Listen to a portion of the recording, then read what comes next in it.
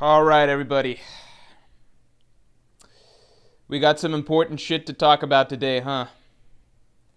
This is some big, important ass shit. This is fucking insane.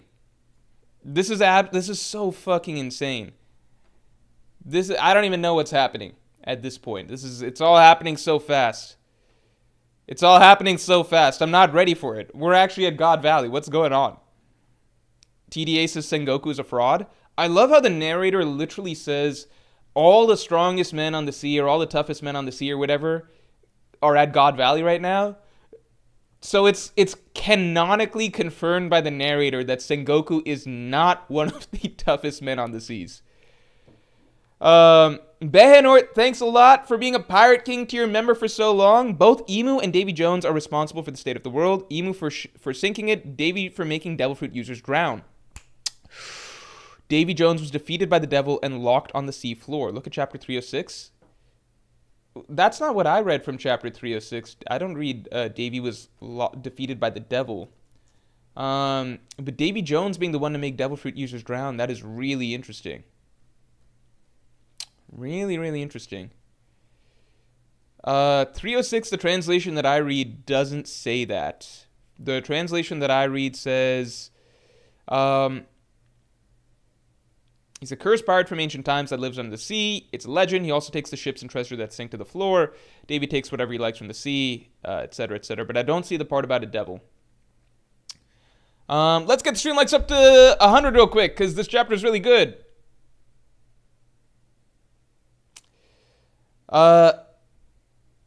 Fading Phase, thanks for the 2. Harold is a... Let's hold off on the Harold stuff. I think Harold is going to come through and save Rocks. I think he's going to come through and save Rocks. I think that's what we're waiting on. Behenort, thanks a lot. Do you think Emu showed up at God Valley, where physically or through Gunko? Because I think Rocks being Dami reversied is getting more and more likely. Rocks getting Dami reversied would be fucking insane. I did not think about that. What I am actually believing now is that Roger and Rocks fight together against Emu. I think that that's something that might happen. I do think that Emu might arrive at God Valley, though. I think that that's very possible. Rihanna Zar, thanks for the 2. This chapter's on par with Roger Laugh chapter for real.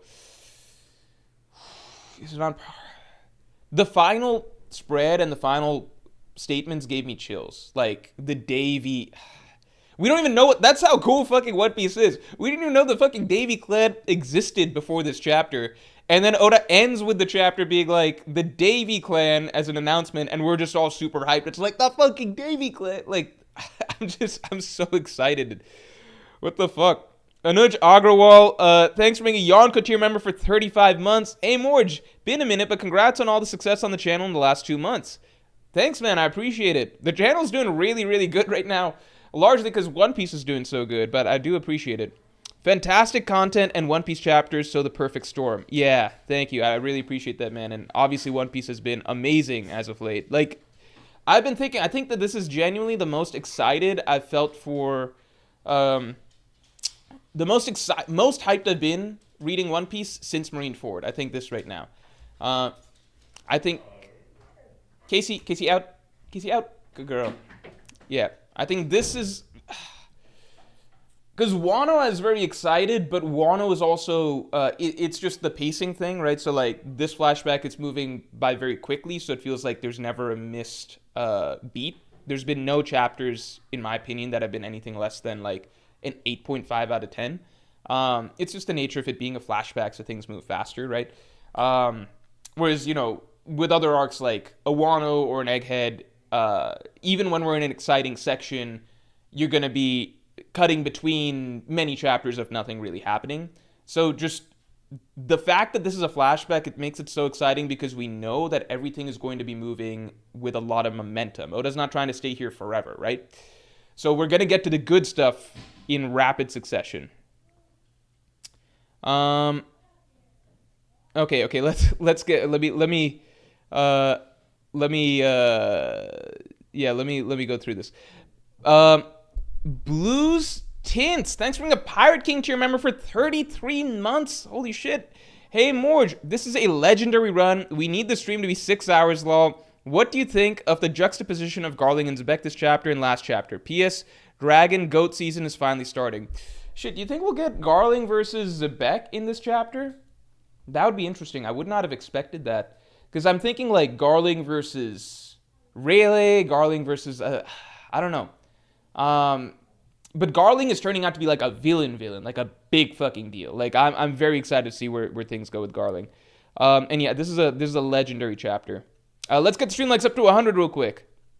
Dragon Goat season is finally starting. Yeah, next week's video, I've already written it, already recorded it. It's on Dragon. I'm very excited for that. I think it's a good ass video. I'm very excited for the Dragon shit because he is the character I've been looking forward to the most, and I love the way that Oda's writing his start. It is so much more human than so many of the other characters, like major figures in the story. Empty Mind, thanks for the 2. Garling discovery was teach he knew he would lure Rocks. Yeah, so I think there's some ambiguity there because I think that like Rocks doesn't believe it's a trap, but obviously it seems like it could be a trap. It's tricky because if you go back to 1096, it does seem like the God's Knights are taken aback by the arrival of the Rocks pirates. If this is meant to be a trap for the Rocks pirates, I figured they would have much heavier forces behind them. So we kind of need to see, right? Because the God's Knights alone are not beating the Rocks pirates. They're just not. They didn't even call Garp in. Like, no admirals, no Garp or anything. They didn't even call Garp in until Roger, you know? So if it's a trap, so far, it doesn't seem like a very good one. Angel Rees, thanks for the 5. Roger and Garp out here killing a man trying to save his family. They are fucking infuriating me. At least Garp is mainly going after Roger. And Roger's the one going after Rocks. It really doesn't even fucking make sense why Roger's going after Rocks, because shouldn't he be, like, mainly trying to go save Shaki? Like, he's going after Rocks because Rocks didn't take care of Shaki well enough? That's perfectly, I guess that's vaguely reasonable for him to get mad about, but then in the moment, isn't your priority going to be trying to save Shaki? Like, why is he going after Rocks first and foremost? The way Oda has written Roger, this flashback has been very frustrating so far because Rocks really feels like the guy that we really, really like. There's been nothing about Roger's writing so far that makes him likable, I think, so far. I do believe that Oda will rectify that by the end of this. Also, let's get the stream likes up to 100 real quick. Nerve AMV Maker, thanks for the 5. I don't know if it's going to be a full 1v1, but it seems like Rayleigh should have some confrontation with Garling. Yeah, and so this really calls into question. I've always hyped the fuck out of Rayleigh, right? Like, I think Rayleigh has been vaguely discredited in power scaling stuff. Not discredited, but like you just don't see him ranked that high. I think Rayleigh's easily in his prime, easily Yonko level, like no question. Like if you look at my top 30 all-time rankings and stuff, I have Rayleigh above Kaido and Big Mom because it's Rayleigh, right? Like he's the Zoro of Roger's crew. So I don't know. I feel like Rayleigh versus Garling would be really, really cool because like I wasn't sure if Oda would give Rayleigh a matchup that important since Garling seems like to be such an important villain in the story. But so far, Rayleigh is kind of like the secondary protagonist of this whole flashback, right? Like, I guess you could say Rocks, Herald, and Rayleigh, right? Like, not fucking Roger at this point. Again, I'm sure Roger will get his moments and his shine. I'm not saying that. I'm just saying so far, like, the likable figure among the Roger pirates has been Rayleigh. And Oda's really been setting the storyline as, like, well, the guy that ultimately gets the girl that everybody in the world is fighting over is Rayleigh. So I don't know. I don't know why people like tend to underestimate Rayleigh or whatever, but everything about the way that he's been talked about and like his role being Roger's Zoro, right? So the Zoro before Zoro, and then everything about the way characters talk about him, like Garp in the modern day, Kizaru, Blackbeard's reaction to him. It's just that Rayleigh in his prime was at least like Yonko level, you know? Grizzly Adams, thanks for the 5. Luffy and Roger are both from the east, representing sunrise. Rocks and Blackbeard are both from the west, representing sunset. I never thought about that. That's a great point. Love that point, Grizzly Adams. Let's get the stream likes up to 100 real quick. Henchme976, thanks for the 5. Theory, the One Piece is one of Shaki's One Piece bathing suits. Roger wanted to stash it for later use. But really, when will Roger be cool? I have faith still that Oda is going to make Roger look cool by the end of this, because right now Oda's doing a thing that he sometimes does similar with Luffy. Like, at the end of the day, we know that Oda wants us to like Roger, right? the story begins with Roger. Roger's the one that gave Shanks the hat. The inherited will is coming down from Roger to Shanks to Luffy. Luffy's following in Roger's footsteps. Oda's always had like so many characters talk up Roger. We liked Roger during the Odin flashback and everything. Oda wants us to like Roger. There's going to be big moments for Roger down the line in this God Valley flashback, I believe, okay? Here's the thing. It's a similar thing that Oda sometimes does with Luffy, like I just said, which is like, sometimes Oda finds it fun or funny when there's like a very serious, dramatic conflict going on that Luffy doesn't fully understand, and Luffy is almost like a nuisance or like a bother in the background of things. And then finally when Luffy gets... or even a hindrance. And then finally, when Luffy gets involved, that's when we get the really good Luffy moments and we see Luffy's character and his resolve and like his righteousness. Okay, so like, for example, Arlong Park, where Nami's going through all of this emotional shit, and then Luffy's this dude who keeps popping in. He's like, hey, Nami, you want some help? And she's like literally screaming at him like, get the fuck out, there's serious stuff happening, I don't fucking want to talk to you. When Nami's giving her like, when Nami's whole elaborate backstories and her tragic backstories being told, we get the shot of like Luffy goes to sleep and stuff. He's like, I don't even want to hear it. There's a panel in Arlong Park where like Nami's literally in tears and stuff and everything's falling apart, and Luffy's like chilling by a tree and he's like, what's her problem? What's wrong with her and everything? And it's like Luffy can feel really annoying during that period of time until it's finally time for Luffy to actually step up and be Luffy, and then we get the really good stuff, and then we see how great of a character he is, and he has his big moments and his big fights, right? Like similar to like Skypiea. The Skypieans are fighting for something very serious in this long-running conflict with NL, and they're like fucking butt out of it. You don't, like, what are you doing here and stuff? And then Luffy's this annoying dude who's walking through, like they're having their big-ass revolution, and Luffy's this annoying dude walking through the forest singing about how the people of the South are all idiots, the people of the North are all idiots, all that shit. You know, like, Luffy's doing his goofy-ass shit. He's fighting Wiper, ignoring what people are telling him. But then by the end of the arc, obviously, Luffy looks like a fucking hero. So it feels like right now, Oda's kind of riding that same kind of route with Roger. If you go back to Garp's descriptions of Roger during the Ace Sabo Luffy flashback, Garp was like, Roger was often like a child, right? But he would turn into a demon when X, Y, or Z would happen. What we've seen so far of this flashback has been like Roger's childishness. It does feel forced to me that he's going after Rock specifically when it's like, why is he not focused more so on saving Shaki if that's really what his concern is? But it's whatever. Roger's being childish. I like to believe that we will see the greatness of Roger before all of this is said and done. But I don't know. TY, thanks for bringing a Yonko to your member for 27 months. Zebek with Harold, Roger with Whitebeard, Whitebeard with Shanks. Great pirates always have one last drink with their closest equals before they turn over their era. That's a really good point. That's a really, really good point. Whitebeard with Shanks, I didn't even think about that either. Let's get Streamlights up to 150 real quick. Rihanazar, thanks for the 5. Convinced that dragon's fruit is a weather manipulating paramecia, and he found and ate it in the chest. He ended up storing Shanks to hide him. 100%. Good ass point. Like that. I really like that. That puts 2 and 2 together. Why was Shanks found in a chest? It's because Dragon put him in that chest, and the chest obviously previously held devil fruits. All makes a ton of sense. Carnage, thanks for the 2. Do you think Shanks' mom is from the Davy clan? Do you think Shanks' mom is from the Davy clan? Wait, pause real quick. Side thought. Big Mom is... Something's wrong with that woman, because, like, she's literally reading the list of devil fruits, and she's like, oh, this one would be a good one for my children, right? And whatever the fuck she picked for her children was some dumbass shit like the mochi fruit. Because she's looking at the list and literally reading like, oh my god, there's a fucking dragon fruit here. Not for my kid. This mochi fruit, that's what Katakuri needs. She fucking... Katakuri could be fucking going around right now with the fucking dragon fruit that Kaido has, and instead his mom fucking handpicked the mochi shit for him. What the fuck? Even if that's not the fruit that she's talking about, she didn't give any of her kids the fucking dragon fruit. She gave it to Kaido.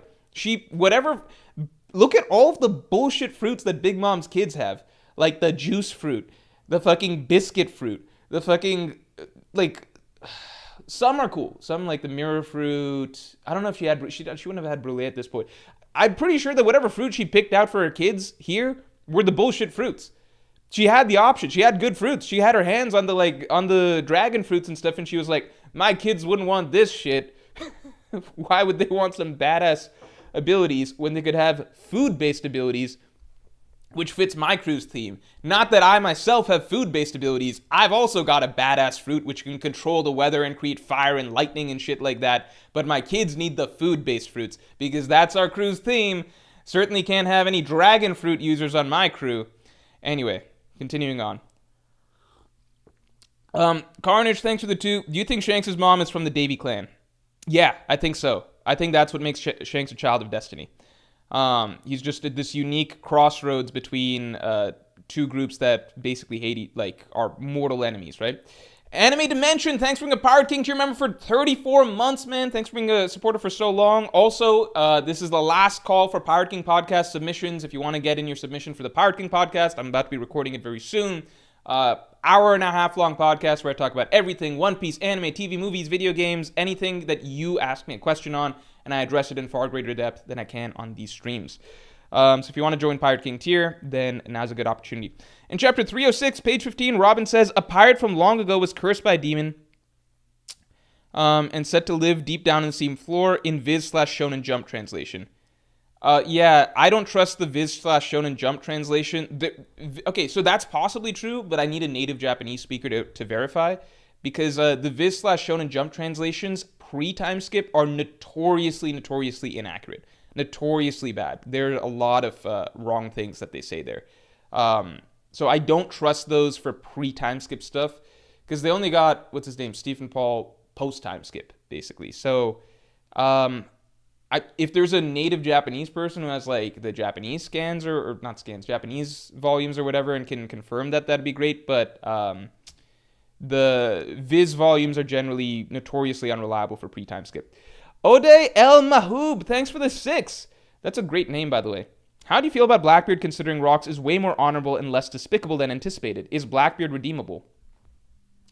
Blackbeard, I think, so the thing about Blackbeard is right now we need his backstory, right? A lot of characters' backstories help us understand why they are the way that they are. The thing about Blackbeard that's important to remember is that he's not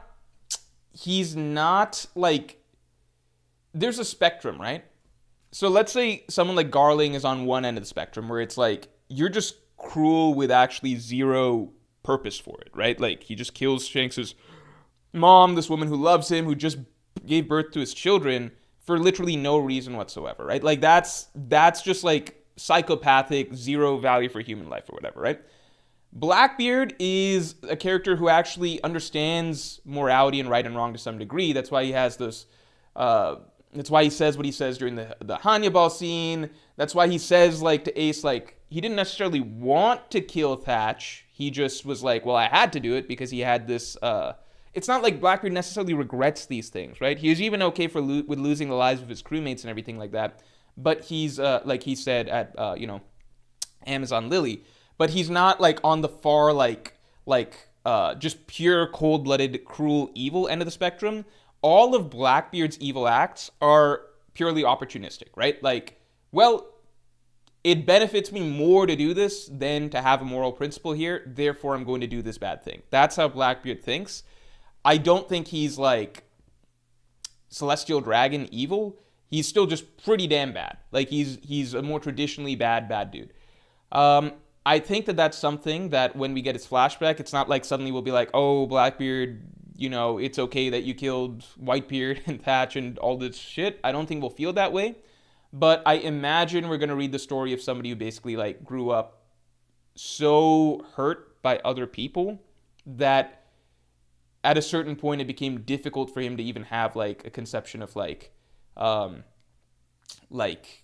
prioritizing others before himself. I don't know. I think that's possible, but I think the contrast between Blackbeard and his father is really, really fascinating. I really, really like that. And I'm really looking forward to the end of this God Valley flashback when we have a full understanding of Rocks and maybe a more full understanding of Roger, and then we can really think about the Rocks, Blackbeard, Roger, Ace storylines and with new meaning behind them, Strahd Chaco, thanks for being a Supernova member for 35 months. I got a feeling major Emu reveal next chapter. I am starting to feel like we will see Emu in the God Valley fight. I feel like we might see Emu there. We already know Emu can seemingly possess Gunko, right? So as long as Gunko's there, there's a option for Emu to be able to hop in and out if he so chooses. So I feel like we might see a Rocks and Roger versus Emu. I've just got a little gut feeling about that. Christian Barraza, thanks for being a Yonko tier member for 28 months. Can Blackbeard's ability to eat multiple fruits be tied to his Davy heritage? I think that we're looking at a few possibilities here. So I do think that is a big part of it. I do think that's a big part of it. Interestingly, Rocks has never eaten a devil fruit, so it's like, if that's a core ability, then why not abuse it, you know? We still have yet to learn what are the 2 fruits that Rocks cared about. They might be prizes at God Valley itself. Well, one's at Elbaf, sorry. But the other one might be a prize here. And then the interesting thing is, I still think that the possibility of the Ope Ope no Mi transplant surgery is a valid thing with the whole Rocks idea, but now it might apply to Davy Jones as well. Behenort, thanks a lot. On the Dami reversey note, what if Rocks being reversied made him a man marked by flames? The Blackbeard Pirate's description feels very Davy Jones, and it would be very tragic and for Rocks to end up Emu's dog. Oh, shit. That would just be insane. Like a permanent subordinate to Emu? That would be so fucking sad. That'd be crazy. That's a really tragic idea. I like it, though, but I don't know. I like Rocks too much to want that to happen to him. Rocks is, by the way, like, he's now firmly, like, maybe my favorite One Piece side character ever. Like a non-Straw Hat. Elijah Petty, thanks for the 2. What do you think of the theory of Gecko being from God Valley? I think that's a really good idea. I think that's a very good theory. Yeah, we might see, like, we're seeing so many children turning out to be from God Valley at this point. I think that's a very valid idea. Marcos Lopez, thanks for the 2. I think Garling killed Rocks, not Roger or Garp. Yeah, I don't think Roger or Garp killed Rocks at this point. If they did, fuck them. Seriously, I think the reader would not forgive them. I feel like Oda knows what he's doing. Like, he knows that he's making Rocks a very likable, admirable character. The thing I said in my chapter review, my favorite aspect of the Rocks backstory so far, like the little mini arc for Rocks that we've essentially had, is that Rocks' story began with his ambition, right? And that's even what Sengoku told us, pre-framed us about him from the beginning in chapter 957, which was like, Rocks was this dude with this otherworldly ambition. He wanted to be king of the world. His ambition was so great. He just wanted to take everything for himself, right? And the story begins with, like, the flashback begins with Rocks, like, telling Emu, I'm coming back for you. I'm going to come back. I'm going to dethrone you. And then all of his big plans and dreams to become king of the world, he's gathering this group together to do it. He's trying to bring Harold to his side. He's got this huge vision for this whole thing, right? To become king of the world. That's what drives him. And then ultimately we see the transition with where this chapter, he's like, he's okay with none of that actually coming to fruition as long as he can save his wife and children. Like, as long as he can save his family. That's a really, really beautiful character arc for him. Like, he's genuinely shifted from putting this big dream to become king, to change the world, to dethrone Emu, etc.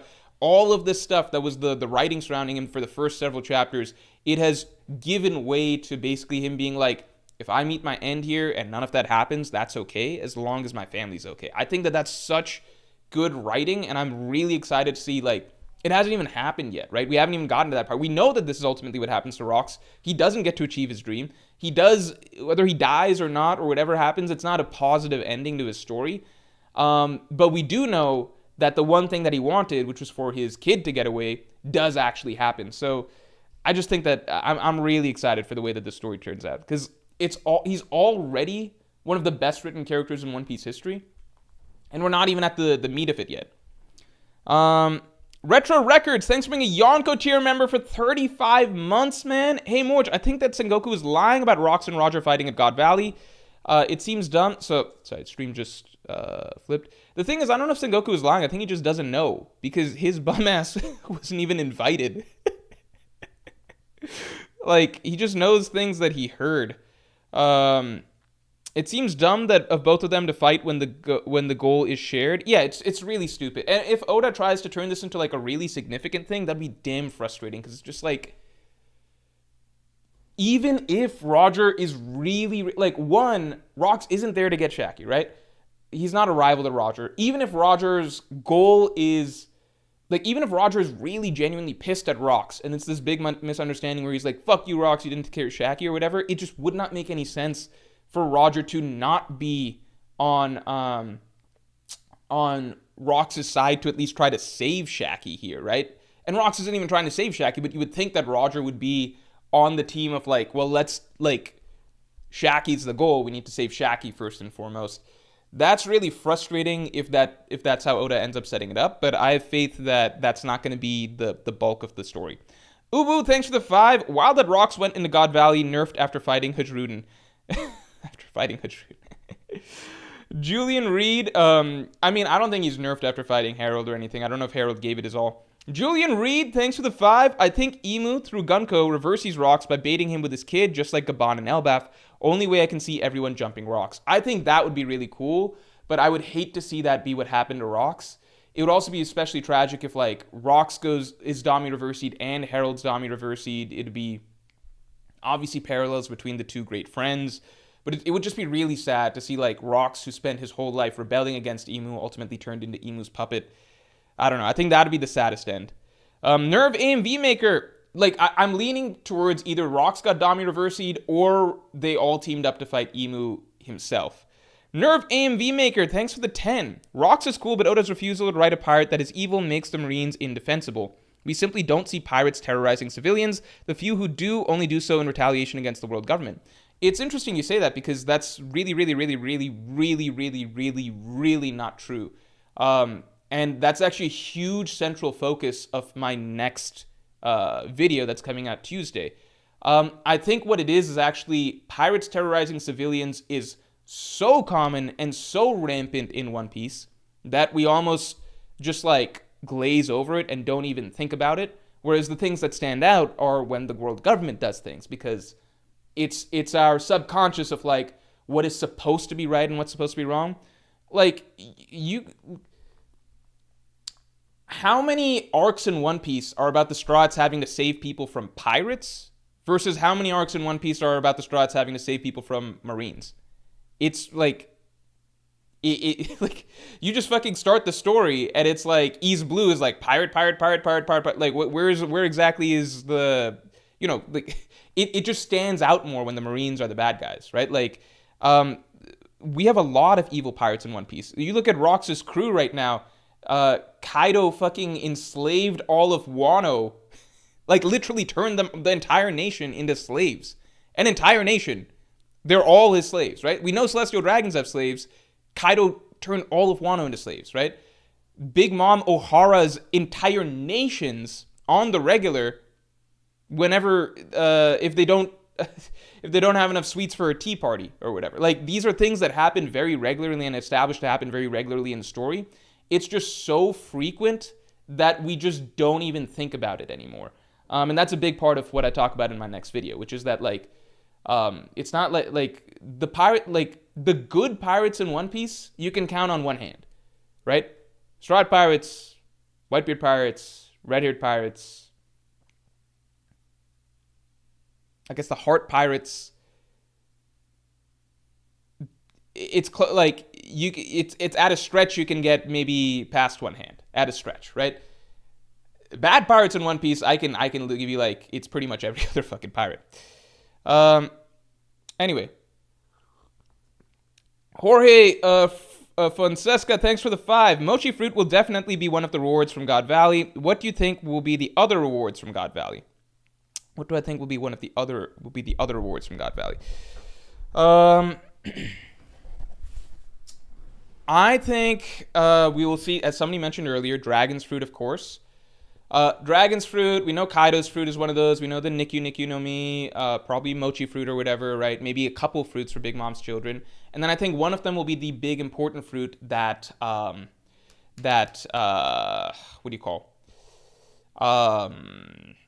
The big important fruit that Rox talked about that's not the Elbaf fruit, you know? Okay.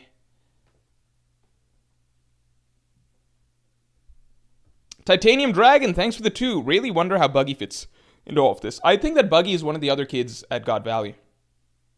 I think Buggy is one of the other kids there. I think Buggy, maybe even Kid, unless I gotta reread the details of Kid's backstory.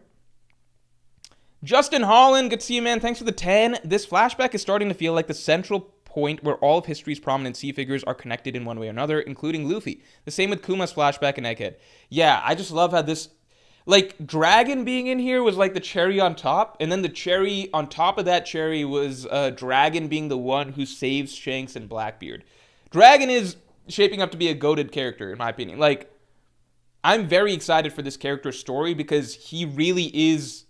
I talk about it more in next Tuesday's video, but he really does seem like he's the one character in One Piece that's going to have a traditional hero's journey, with, like, starting point, being thrust into a world, then realizing what the world's actually like, then embarking on this quest to change it, all of that. Shanks fans and Blackbeard fans, turns out that Dragon is their father as well. Dragon has 3 kids, Shanks, Blackbeard, and Luffy. Tiptio Treviso, thanks for being a Pirate King tier member for 4 months. The Davy clan isn't Joy Boy's clan. It's the clan of the first Nika user in the first world. That's a very interesting idea. That's a really, really interesting idea. I never considered that. That would be kind of crazy if it goes back that far. But then that means that the Will of D goes back even further than Joy Boy. Matthew Ponton, thanks for the 5. This is Rock's era, not Roger's. There is no greatness to Roger yet. It's likely the events of God Valley are what starts his drive for King of the Pirates / Laugh-Tale. I think that there's a solid argument for that, but we also know that Roger is going to be a significant part of this battle, and that this is essentially the changing of the guards moment, right? This is the end of Rox's era, and Roger's era essentially begins after this. As far as we know, there's also no other real legendary defining battle of Roger's era. Like, he has obviously his friendly clashes with Whitebeard, he has some, fight with Shiki or whatever, he has his clashes with Garp, but in terms of like a serious Marineford type war, this is it, right? So the moment that we see Roger become a great, like, fighting in like an actual significant, like, legendary battle or whatever against, like, with all the greatest forces, like the World War, the Marineford before Marineford, it's this. There's not really another opportunity that we know of that cements Roger's story. Because beyond that, it's his journey to Laugh-Tale. That's his other big thing. But we've seen the journey to Laugh-Tale. It's more so like a fun exploration adventure, right? What we look for when we look for, like, the greatness of One Piece characters, like, Whitebeard is cemented in our mind as great because of what he did at Marineford, because of what we saw of him there, right? These characters are legendary through the moments of great trials that they endure, and then the character that they show in the midst of that. That's generally been the case throughout One Piece. So this feels like it's meant to be important for Roger as well, because there's not really another setup for Roger outside of this. Because if Roger's not going to do anything significant in God Valley, then basically Roger's story after this is like, well, rocks went down, etc. And then, Roger gets stronger and he goes exploring a lot. And then that's basically the story of Roger. He gets stronger, he goes exploring a lot. He has clashes with other characters and stuff, but they're mostly friendly battles with people that he's cool with. And then, through his exploring, he finds Laugh-Tale, right? It's not really... it doesn't really feel like Roger is ever kind of like cementing himself in that sense as like anything like what Luffy needs to aspire to become, because Luffy's story is one of great trials and tribulations in these legendary battles. So that's my thought on that. But, maybe Oda just doesn't have anything like that planned for Roger, and Roger's not meant to be that sort of figure.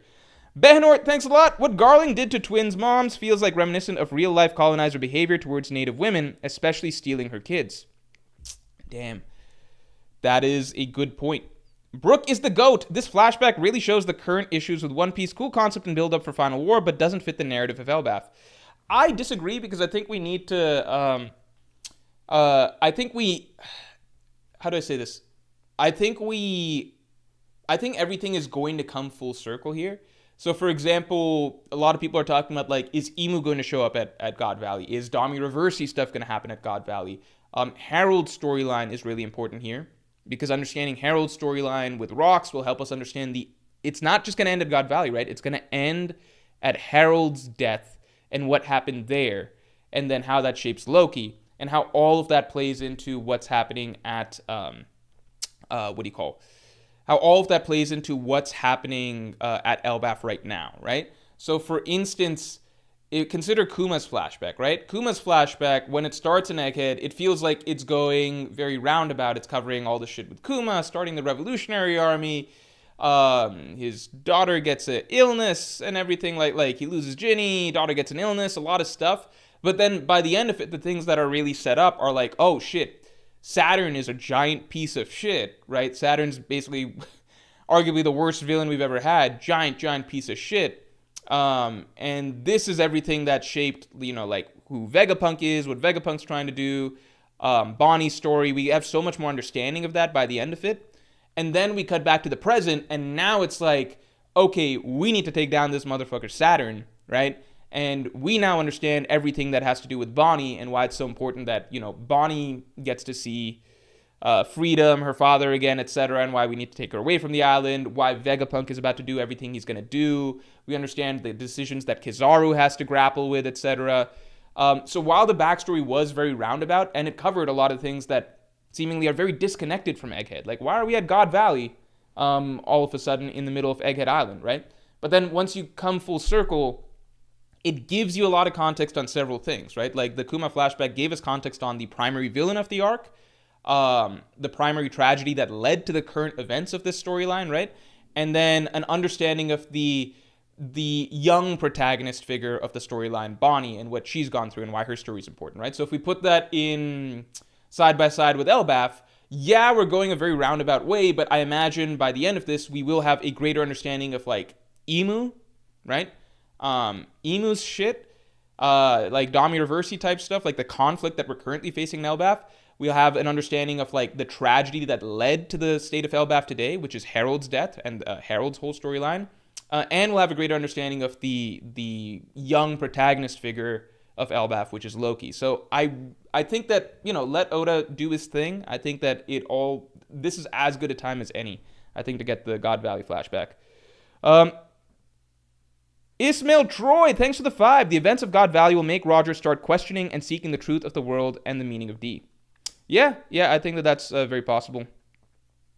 Also, just other minor stuff. Like, we're going to see fucking Sommers, Gunko. There's a lot of stuff that this flashback is very important to give us context on, and the important legendary Devil Fruit of Elbaf. It's Oda doing 2 in 1. He's doing a lot he's finding the perfect time in the story to give us a bunch of lore that we want to know and a bunch of epic character storytelling and all of that stuff from the past, while also using it as the way to basically complete all the context and setup needed for the current conflict in the modern day that's happening in One Piece. So I think it's pretty effective. Where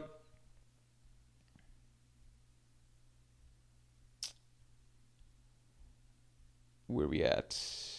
Heavenly Weather, thanks for the 5. Brooke at first said Davy Jones was cursed by the gods to roam the seas forever. Maybe that's mindless rocks roaming around with the poneglyph. Brooke talked about Davy Jones? How am I missing this shit? When did Brooke talk about Davy Jones? I don't remember Brooke talking about Davy Jones, but maybe I was wrong. Here, let's look up Davy Jones on the One Piece wiki again.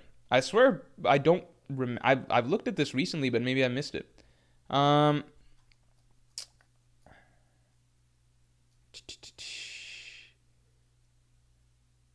I don't see any references of Brooke talking about it.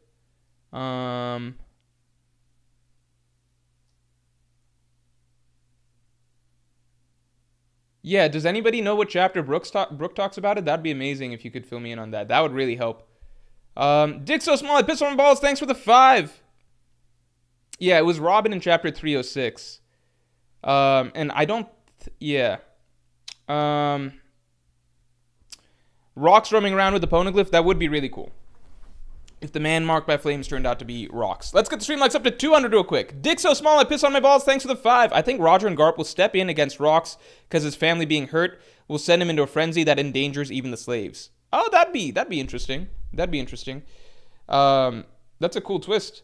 Blues Tints, thanks for the 5. If Rocks is in Blackbeard, this chapter makes it clear that Rocks would not be the darkness in Teach. Blackbeard's potential as a villain keeps rising. Yeah, Rocks, if anything, would be like the good fucking balancing act inside Teach.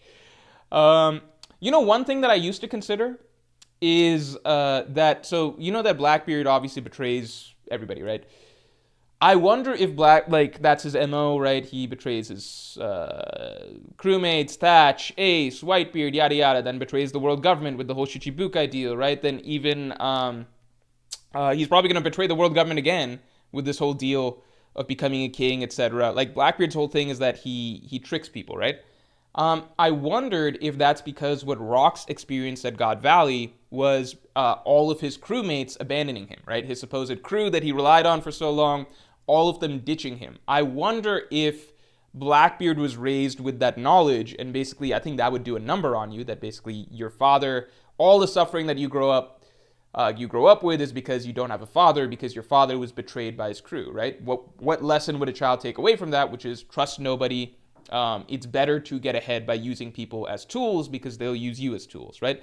That was an idea I had for a long time. Now I believe that Harold is going to come in clutch and help Rox out. So, I don't know, you know? Like, if Harold doesn't come in clutch to help Rox out, then Rox probably will be betrayed by literally everyone. And shame on Whitebeard if Whitebeard does. I like to believe that Whitebeard won't be one of the people that abandon Rox, but we'll see.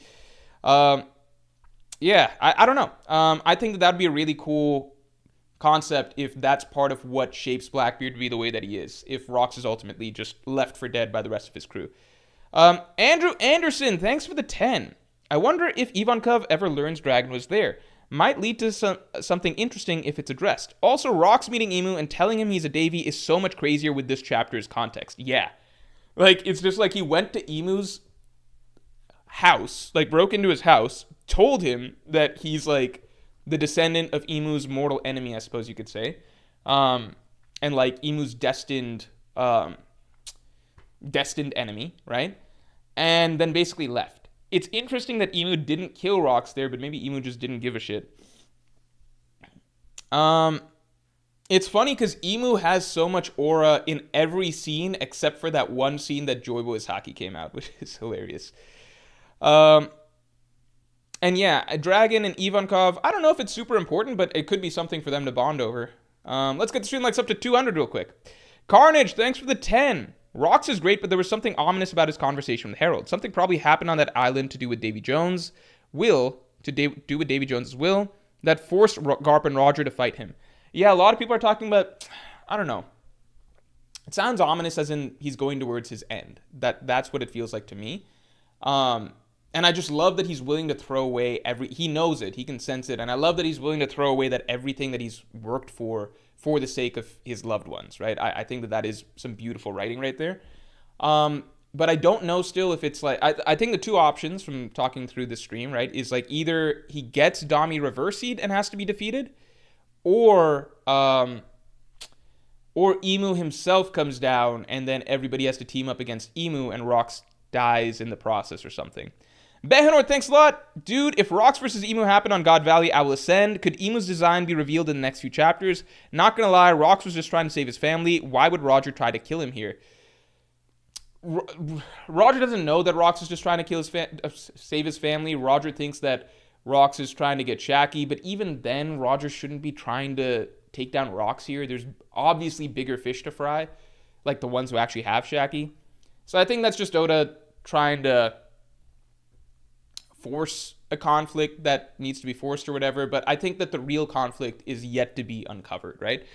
I also think it would be really cool if Emu descends and there's a conflict there, because Rox versus Emu was set up from the very literal beginning of Rox's backstory. You would like to see that come full circle in a way, so I think that would be really cool. Elijah Petty, thanks for the 2. Rox's discourse on fate feels a lot like Van Augur.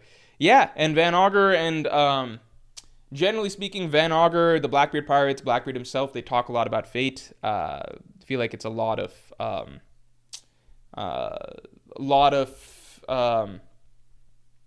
philosophy being passed down. Mr. MMF2, thanks a lot. Yo, Mortasi, my favorite chapter in years, even though it makes zero sense for the world government to use the Marines on citizens instead of their agents or CP0. CP0 is a small group, right? So Marines, you need a lot of, Marines exist to do the dirty work, right? So I think it ultimately makes sense that they use the Marines to do this. And I imagine that they have different squads of Marines for different purposes. Like, for example, fucking whatever troop Bellamere was a part of or whatever, she certainly wasn't being assigned to do shit like this, otherwise she'd fucking quit. So I imagine that there's certain Marine squads that are more, the world government is more, probably ones in the, I don't know, like ones that are used more frequently for things that are a little less savory. Because at least this is kind of the Celestial Dragon hunting competition. It's really interesting because like it's not well known. Whitebeard even says that it's supposedly like a baseless rumor. And things like Ohara, where the Marines do these wild genocidal acts and everything like that, those are at least like spun to the Marines as basically like, oh, the people of Ohara, they're evil demons and stuff, like they're trying to destroy the world, that's why we need to take them down, right? So the Marines have a reason to believe that, you know, what we're doing is good. Celestial Dragon hunting competitions are weird, because it's just like, all these Marines are literally just like, okay, we're just doing this, basically, right? But ultimately, that is also what the Marines are for, to do the dirty work, right? CP0 agents are for specific tasks, not just rounding up citizens, and there's not enough CP0 agents to do that effectively. And God's Knights, they're like fucking God's Knights, right? Like their job is not to round up people. Their job is to have fun in the tournament and compete. So I think it makes sense. Grizzly Adams, thanks for the 10. Garling is the champion of God Valley, but never got Shaggy for his prize. Will this play into his character and motivations in the modern story? Possibly a repeat with a current beautiful woman. There's theories that Ginny obviously was taken in by Shamrock, maybe even by Garling, depending on who you ask. Yeah, I don't know. Garling might be really... Garling we know is a nasty character, so maybe... Yeah, maybe there's I don't know if there's going to be a repeat plot point of that, but he probably really fucking hates Rayleigh, for example. That's an interesting point. I do wonder if Garling took Ginny in that case. Justin Holland, thanks for the 10. So far, each major flashback in the final saga has something to do with Dragon and Luffy, two prominent figures of the sea, which not only confirms Luffy is part of history now, but also their origins. Yeah, Dragon is shaping up to be obviously a really important character. I love that this flashback is getting into 3 characters' origins, right? Shanks, Blackbeard, and Dragon, right? We obviously never need to see Dragon's birth because that's kind of like, it doesn't really matter, right? I mean, maybe Dragon's mom is significant, but as far as we know, like Dragon was born to Garp as his parent, and then was raised to be a Marine, yada yada. So this is really the starting point of his story, and for Shanks and Blackbeard, their actual birth origins are important, so that's why we're getting them here. And I like that Oda's connecting all 3 of them. Let's get the stream lights up to 250 real quick.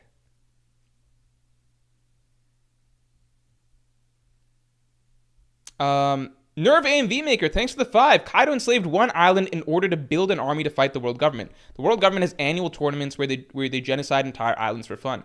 Dude, come on now. Like, I don't even know how you're rationalizing this. Kaido, he only enslaved one island in order to build an army to fight the world government. Were you not reading the start of Wano? Have you seen what Kaido's done to those people? That mom was literally gonna have to fucking murder her own child because of what the Beast Pirates have done to that island. Kaido enslaved one island in order to build it up. It was just one island, like a few million people or some shit, in order to fight the world government. Kaido's goal is also to take over the world, by the way. He literally said that. It's not like to... He's also explained... This is actually insane. Have you read Kaido's story? The world that he wants to create is literally a world of violence. He literally says that. Let's create the world of violence. We're going to create a world where survival of the fittest. He's not trying to free the world. He's just trying to plunge the world into absolute violence and chaos because he thinks survival of the fittest is the best way to go. Kaido was enslaving the... Kaido's world is objectively way worse than what the world government is trying to create right now. Like 1,000,000 times worse. The average citizen in the One Piece world right now is still relatively safe because there's order, people to protect them, etc., right? The world government does do bad things, like Ohara, right? But those are rare occurrences. Even the Celestial Dragons hunting competitions, Whitebeard points out, those are like rumors, right? They happen once every few years. They're not common everywhere. The world is bad, but the world Kaido wants to create is literally a world of absolute violence. He's like, we're going to turn Wano into a world of violence, and then we're going to turn the whole world into a world of violence, where everyone and everything is just fighting and killing each other and trying to survive, right?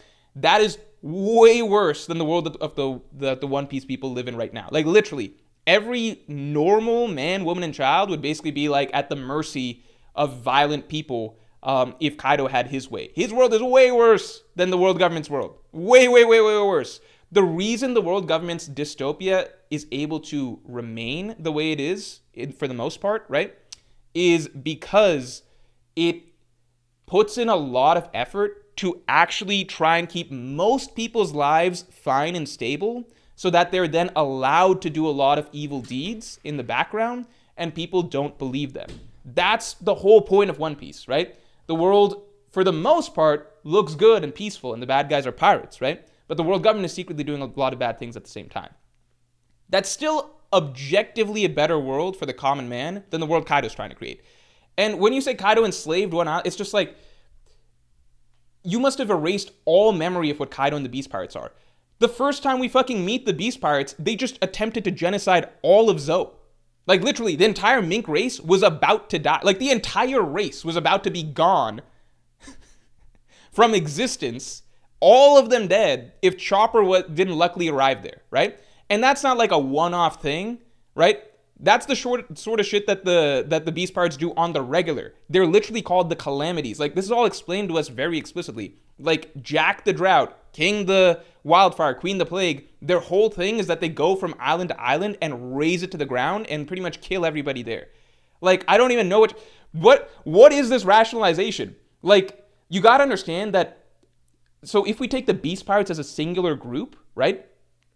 They have O'Hara'd God knows how many, like, the idea is that they've O'Hara'd like countless countries, and they do it on a whim, right? The world government at least has to think twice about, like, how, if we're going to O'Hara a nation, how are we going to spin this? Okay, we have to do all of this stuff.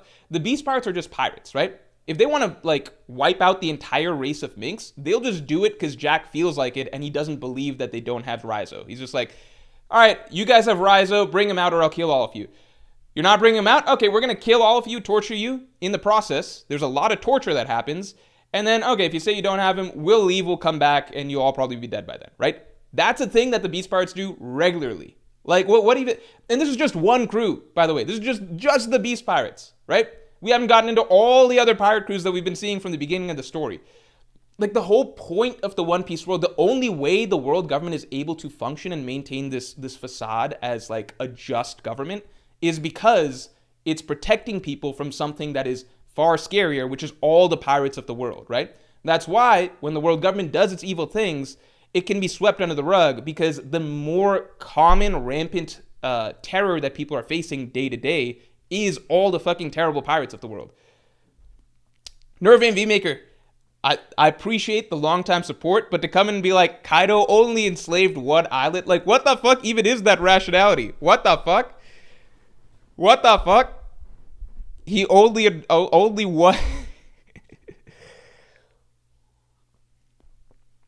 Yeah, the way Insane put it is pretty simple. The world would riot if they knew about the world government's violence, but the whole point is that the majority of them live relatively peacefully, so they don't have a reason to investigate. That's the idea. The world government, it's able to put on this facade because it does, in fact, ensure that the majority of its citizens live peacefully, right? Marines are regularly having to save people from pirates and protect towns from pirates. That's established over and over to be an actual reality of the story, right? We just happen to be following Luffy's story, so we don't often see the Marines having to save towns from pirates, because if we regularly were hitting towns where the Marines are saving them from pirates, then the Straw Hats would have nothing to fucking do. We only hit towns where there are no Marines to save pirates, or the Marines are not capable of saving pirates, which is then where the Straw Hats get to shine, right? But if we were to look objectively at what we're told is happening over the course of the One Piece world, pirates do, like, the threat of pirates killing, destroying people, genociding races, genociding islands, etc., is very rampant and real, and that's why the Marines do need to exist. Even Dragon explains that their goal is not to, like, erase the whole idea of government and the Marines and everything. It's just to remove the Celestial Dragons at the top. Anyway, continuing on. Rationalizing, thanks to the 5. Sad that Garling is likely talking about discovering the Davies on God Valley, because I made a really cool theory about him finding Uranus on the island. Yeah, I think finding Uranus would... That one does... I like the explanation that Oda gave, because I remember saying, like, last chapter, like, okay, if they found something special on the island, why would they wait 2 years? This makes sense why they would wait 2 years. Like, they want to hunt the Davy clan for fun. That's what makes it fun, you know? They want to hunt the Davy clan for fun. If Uranus was there, they should just go in and take Uranus, you know?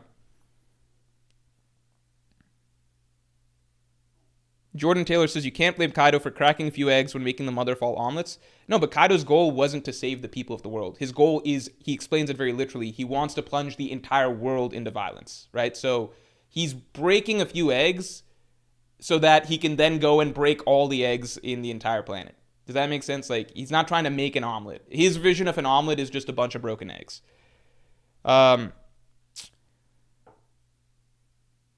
Sheriff Floppy, thanks for being a Yonko tier member for 35 months. Hey, Morch, do you think Harold could beat a rocks with Garp to Roger and get his son to safety? Ooh. No, but the thing is, yeah, maybe. Yeah, maybe. But then he just dumps him on some random island. Why not take him to Elbaf? Meek, thanks for the 5. Hey, Morch, how'd you like the chapter and what was your favorite moment? This chapter was amazing. My genuinely really amazing. I gave it a 9.5. I don't know why I didn't give it a 10.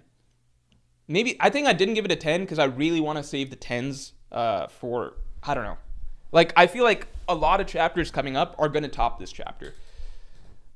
I'd say my favorite moment was Dragon's entire scene. I just like how Oda's depicting him. I like that Dragon's not a, cold, composed badass right off the bat. I like that we're seeing the moment that Dragon has his awakening and realizes the truth of the world, right? I think my favorite moment is actually probably the final panel where it's the announcer announcing, the Davy clan or whatever. For me, that sounds really epic. Let's get the stream likes up to 250 real quick. KGM78, thanks for being a Yonko tier member. He said, thanks for being a member for 35 months. Jay, thanks for the 2. Did Dragon save Blackbeard plus Shanks? Also, is Luffy awake right now? Is Luffy awake right now? Oh, I don't know. I wonder if Luffy's interested in hearing his father's story or anything like that. He didn't seem interested in his father when he saw him in the newspaper. I think Dragon did save Blackbeard and Shanks. That's the vibe I got. But maybe not. Maybe not. Dylan Luddington, thanks for the 5. Do you think the prison ship that was in the chapter was the black ship the Blackbeard pirates said was the man with the burn scars? Oh, shit. The prison ship that was in this chapter. That would be crazy. Let's see. Is it an all-black ship? Let me take a look. That'd be really interesting. Where's the prison ship? Oh, it is an all-black ship. It is an all-black ship. That's pretty cool. That's a really cool detail you picked up on. Did not think about that. James the Max, thanks for being a Pirate King tier member for 4 months. The reason why Rocks comes out and scars Shanks could be his resemblance to Garling. Oh, shit. That could be a good point. Now I don't even know if Rocks is still alive inside Blackbeard. I really liked the idea earlier, but now I'm like, fuck. I think it's a more fitting end if Rocks actually goes out. Now I view him as I think it's cooler if he survives, if he was like a villain, but now I view him more as like a tragic hero. So it's like, he's more like a tragic hero. It feels like the story is stronger if he dies here. I feel like his tale is more powerful if he goes out here. Because now it's like, even the prospect of Luffy fighting Rocks in the future, if Rocks is inside Blackbeard's body, I don't find that exciting. I'm just like, Luffy, leave that man alone. He's been through enough. If Davy Jones is somehow inside Blackbeard, that would be sick.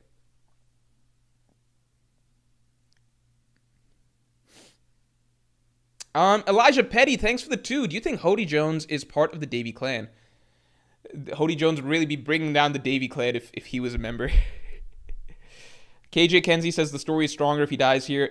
Yeah. But then the thing is that's the case for a lot of shit in One Piece, and then Oda doesn't like going through with it, so you know what I mean? El Aichi Muhammad, thanks for the 20. I really don't think Big Mom gets any fruits aside from maybe brulees. I think she wanted to, but was interrupted instead. I think aside from the plot-relevant fruits, most fruits were added to gas up the Holy Knights. Oh, that's an interesting point. It's still funny that she gave Kaido such a prized fruit. That is kind of crazy. She gave Kaido such a special fruit, which she could have given it to her kid. But she was a good big sister.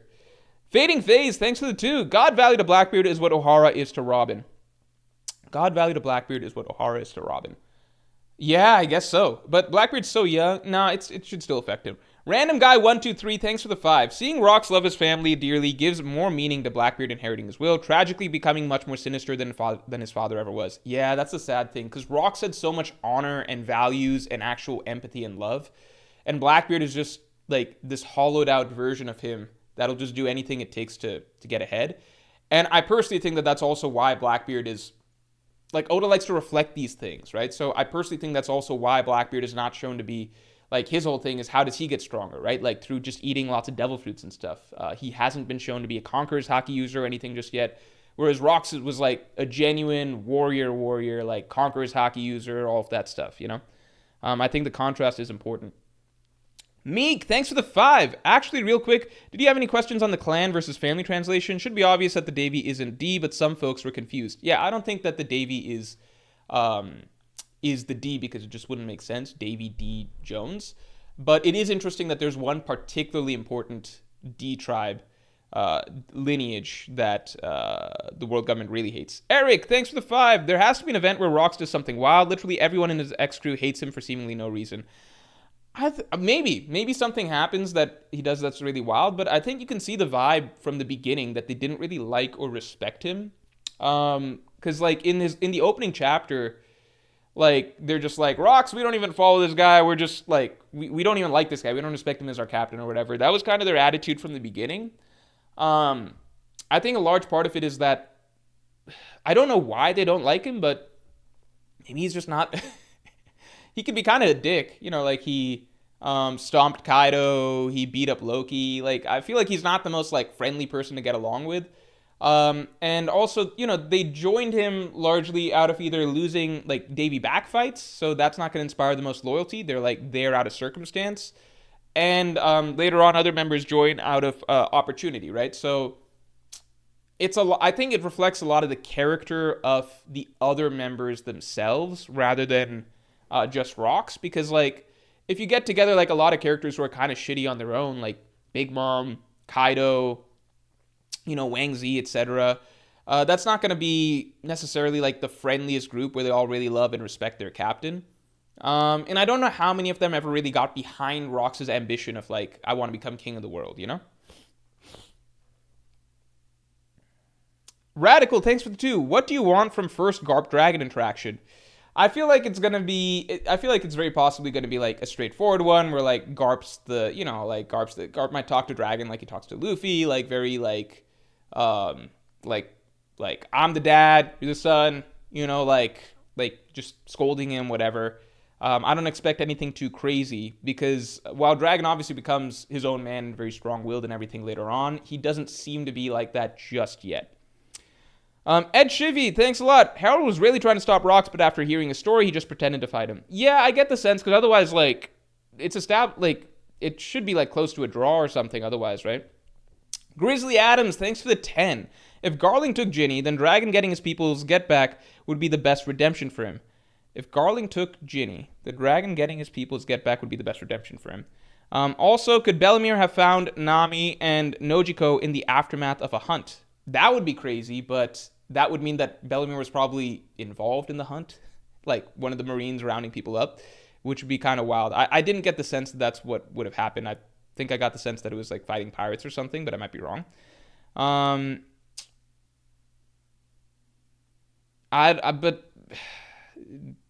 I don't think Dragon needs to go do anything to get revenge for Ginny specifically, because I don't think the Revolutionary Army really functions like a pirate crew, you know? I'm saying, thanks for, they're all soldiers for a cause, not necessarily, like, a tight group of friends that all are, like, prioritizing saving each other. I'm saying, thanks for being a Pirate King tier member for 20 months. Yo, Morge, who wins a 1v1? Figarland, Redbeard, or Vinsmoke Romeo. Also, streets are saying Pin Zoro will appear at God Valley. I got Vinsmoke Romeo as top 1 at this point. And Pin Zoro, Pin Zoro showing up, that could make a lot of sense because the timelines line up, right? Mo, thanks for the 10. So far, Joy Boy has a moniker and powers but no name. Davy has a name but no moniker or powers. Is this intentional, and if so, what purpose does it serve? I think Joy Boy's true name is Jack D. Sparrow. Okay, I don't think that that's the... I think that'd be that. I don't think Oda wrote this whole series just to rip off Pirates of the Caribbean. But I do like that Oda has kind of picked out the two most legendary pirates in culture as his main figures, like main like counterpart pirate figures in the story to our heroes, right? In that Blackbeard is the most famous real world pirate, so that's the name of Luffy's main rival. And then he's a descendant of Davy Jones, who's the most famous fictional pirate, right? So I like that Oda's kind of carving out, he's saving the most important stuff for this line in particular. Really excited to see more about Davy Jones going forward. Dick so small, I piss on my balls. Thanks for the 5. One of the most fascinating aspects of One Piece is the fact that the Navy are also manipulated and lied to by Marishua. Yeah, a lot of that I talk about in next Tuesday's video. So that's a really big one. A lot of analysis. Watch out for that.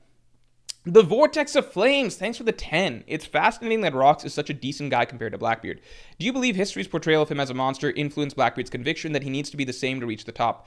I feel like my little pet theory right now is that Blackbeard heard or learned that Rox's crew all abandoned him at God Valley, and that's why Blackbeard grows up with basically the mentality of like never trust anybody else, and it's better to just use people as tools than put your faith in them if you actually want to achieve your goals.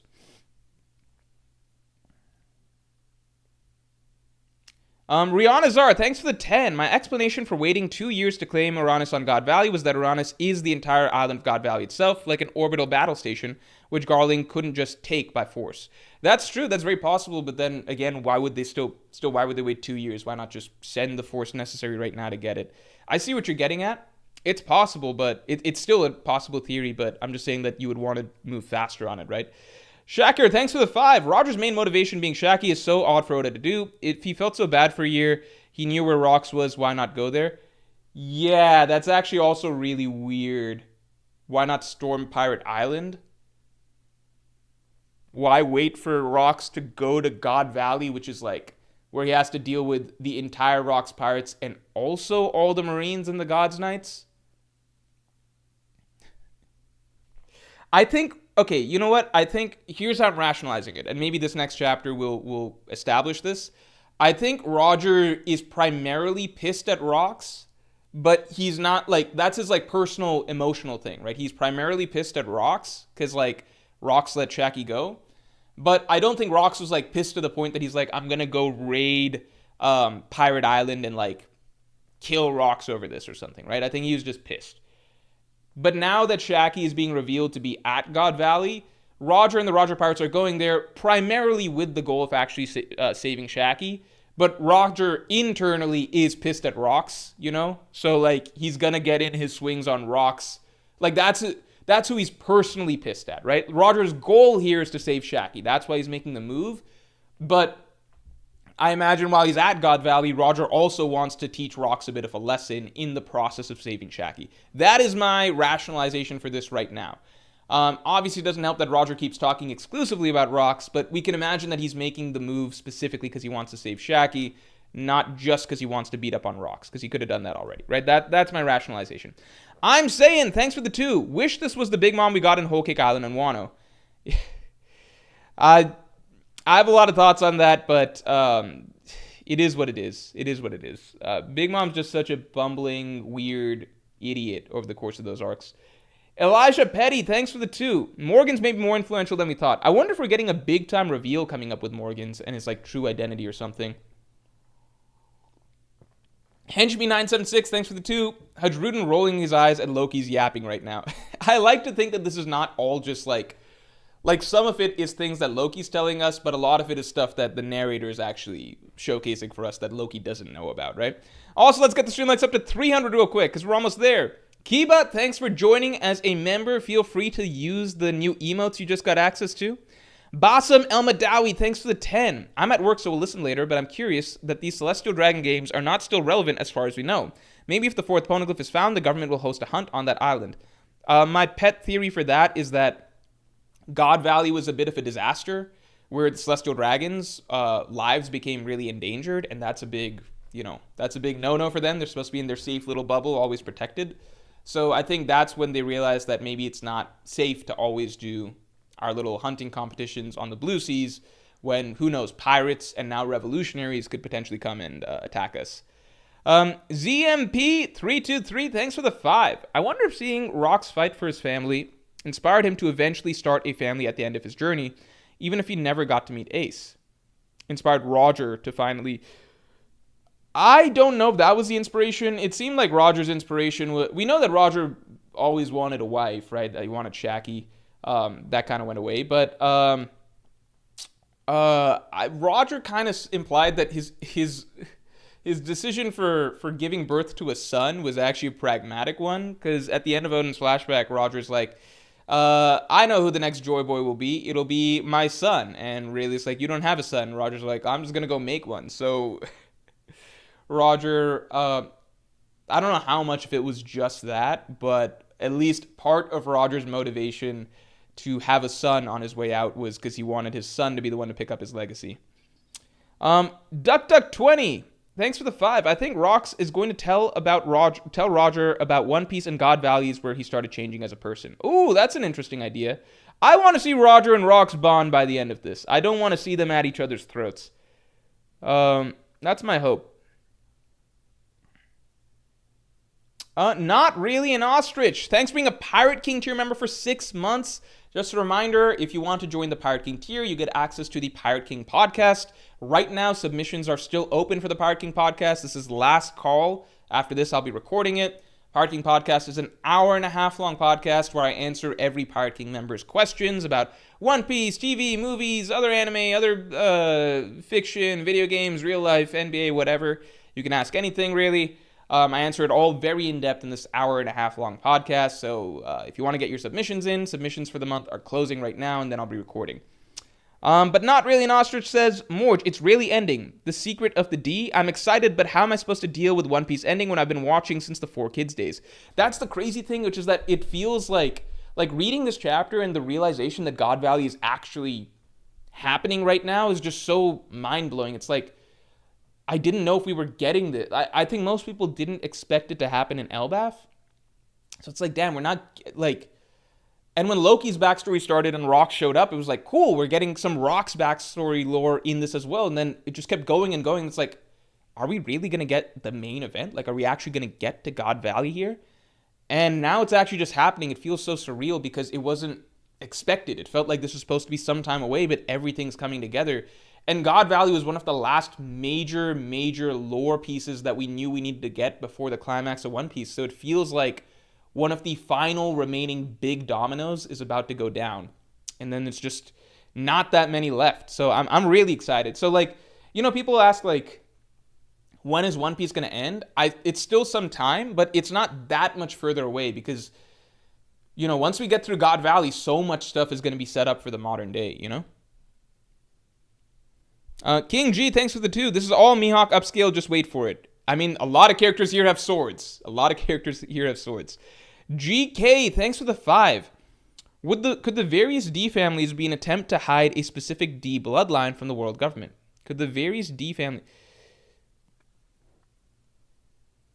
I don't know. That's an interesting concept. I mean, it sounds like the Davy family is the most important. We still don't know which one is Joy Boy's own lineage. Kiba, thanks for upgrading to Yonko tier. I really appreciate that. You now get access to all the weekly Yonko tier podcasts that come out, and one just came out a couple days ago. Anuj Agarwal, thanks for the 5. My interpretation is Roger is wingmanning and going after rocks to make sure Rayleigh is the one to save Shaki. That's actually really funny. The thing is that Roger doesn't need to wingman Rayleigh at all, because Shaki is literally she was already starting to low-key die of literal love sickness because she was so obsessed with Rayleigh. So Rayleigh's past the point where he needs wingmanning. It's kind of the opposite in that Rayleigh needs to be pushed into that direction, you know? You know what's funny is that the reason that Rayleigh didn't want to get with Shaki is because he's like, well, I just don't want to be tied down. And then years later, it turns out that, like, well, if that was the only issue, well, Shaki's actually okay with that, which is the bizarre thing. Because it sounds like Shaq even talks about how really, like, oh, he's off doing his own thing, chasing other women and stuff like that, but he still comes back to me, so I'm cool with it. So we don't need to go into details, but it sounds like Rayleigh got like exactly what he want. He got like the most beautiful woman in the world, and he gets all the benefits of an open relationship with no guilt. And it doesn't seem like Shaki ever strays from him, because Shaki only has eyes for him. So it's actually kind of crazy, the relationship that Oda wrote, like this beautiful romance that Oda wrote here is basically this like absurd fantasy where like the most beautiful woman in the world that everybody else in the world is fighting over only wants this one dude, Rayleigh. Rayleigh's only holdup is that he doesn't want to be tied down to this one woman.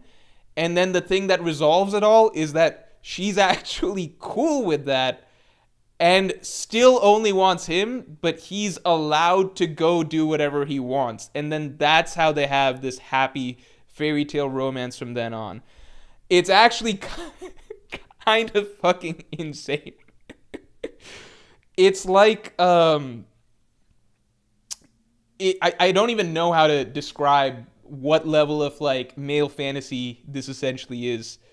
It's literally like the most beautiful woman in the world wants me and only me, and she rejects every other man.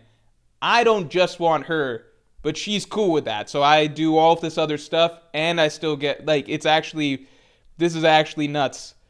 But that's Oda's version of a fairy tale romance, I guess. Anyway, continuing on.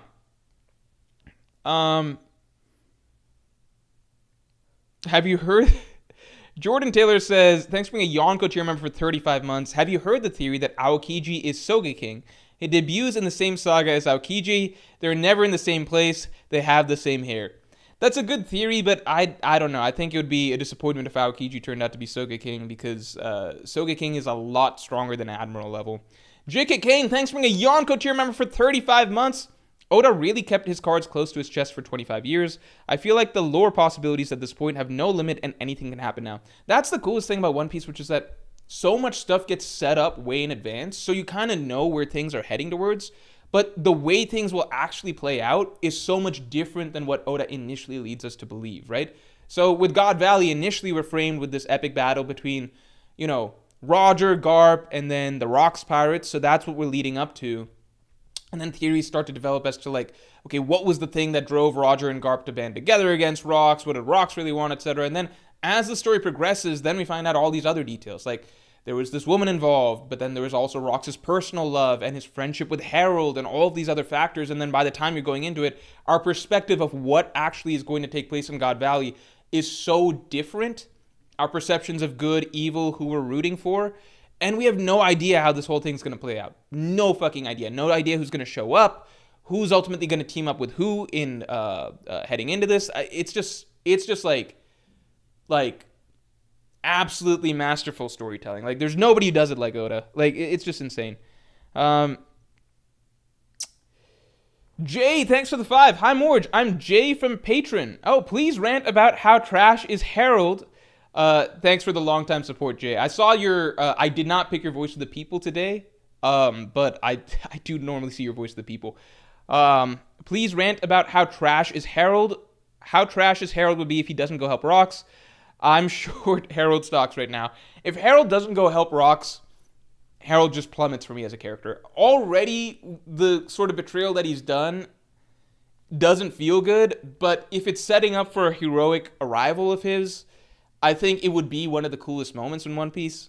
So I'm ready to forgive him, but he needs to do it. If he doesn't do it, I can't forgive him. Like, it's too much.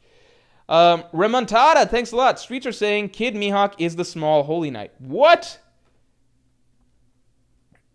Let's take a look. Let's take a look at these holy knights. Kid Mihawk is the small holy knight. From the Nerona line, like people are thinking. Where are all the holy knights? Where's the small one? You're not saying the one with the hat, right? Where's the small holy knight? Where's the one you're talking about? Mihawk would only be like, 5 years old or some shit right now, right? Where's this little God's Knight? I don't even know where this is. Is it on the last page you're talking about?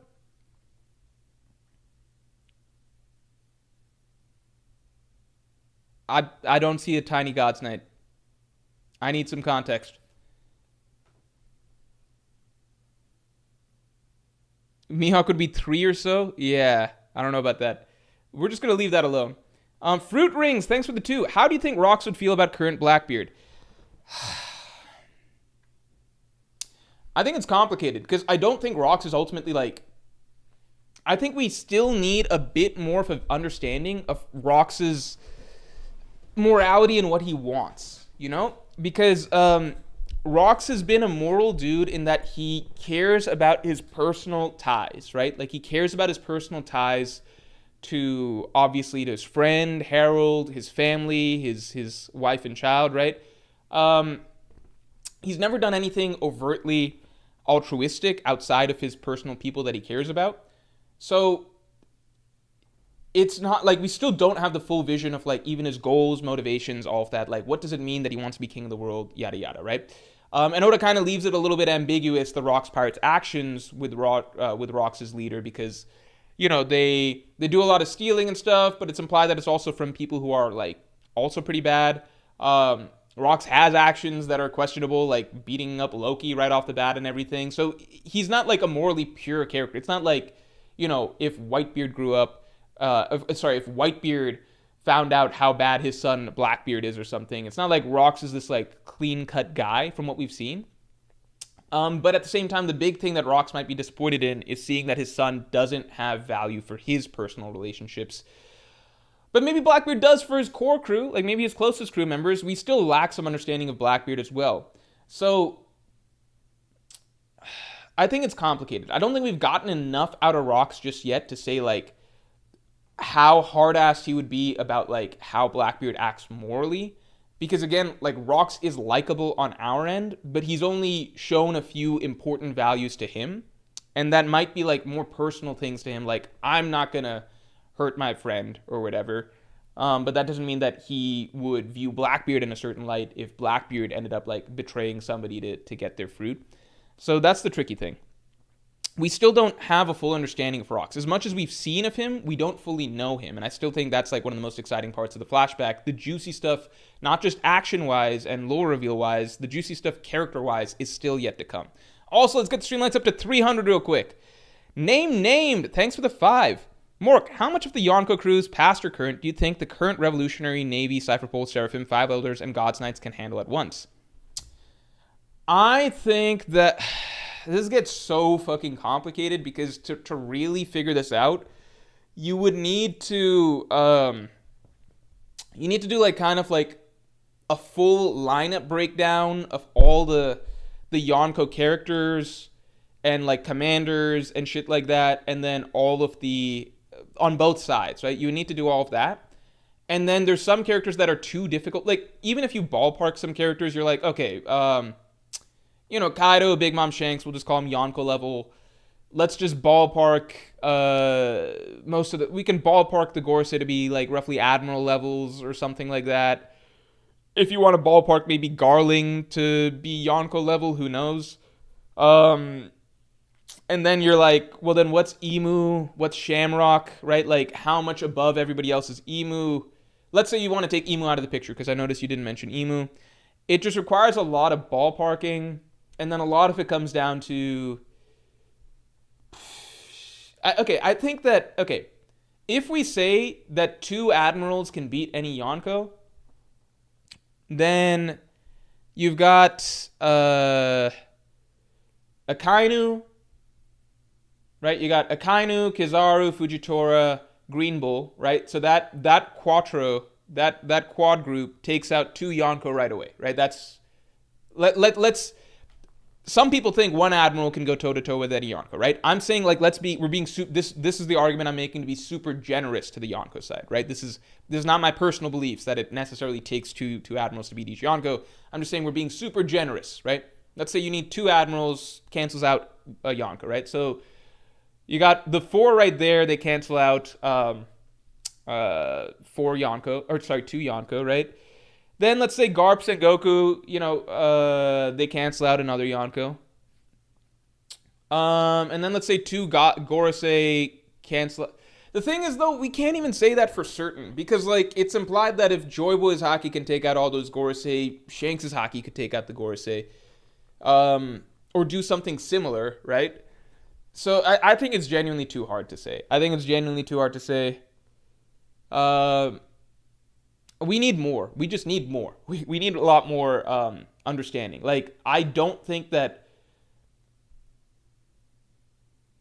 I think that the world government side is just so ridiculously deep. Like, their bench is so deep. Because, like, everything that they assembled for Marine Ford, like, all those forces they assembled for Marine Ford, it was overkill. Like, that will wipe out any Yonko crew.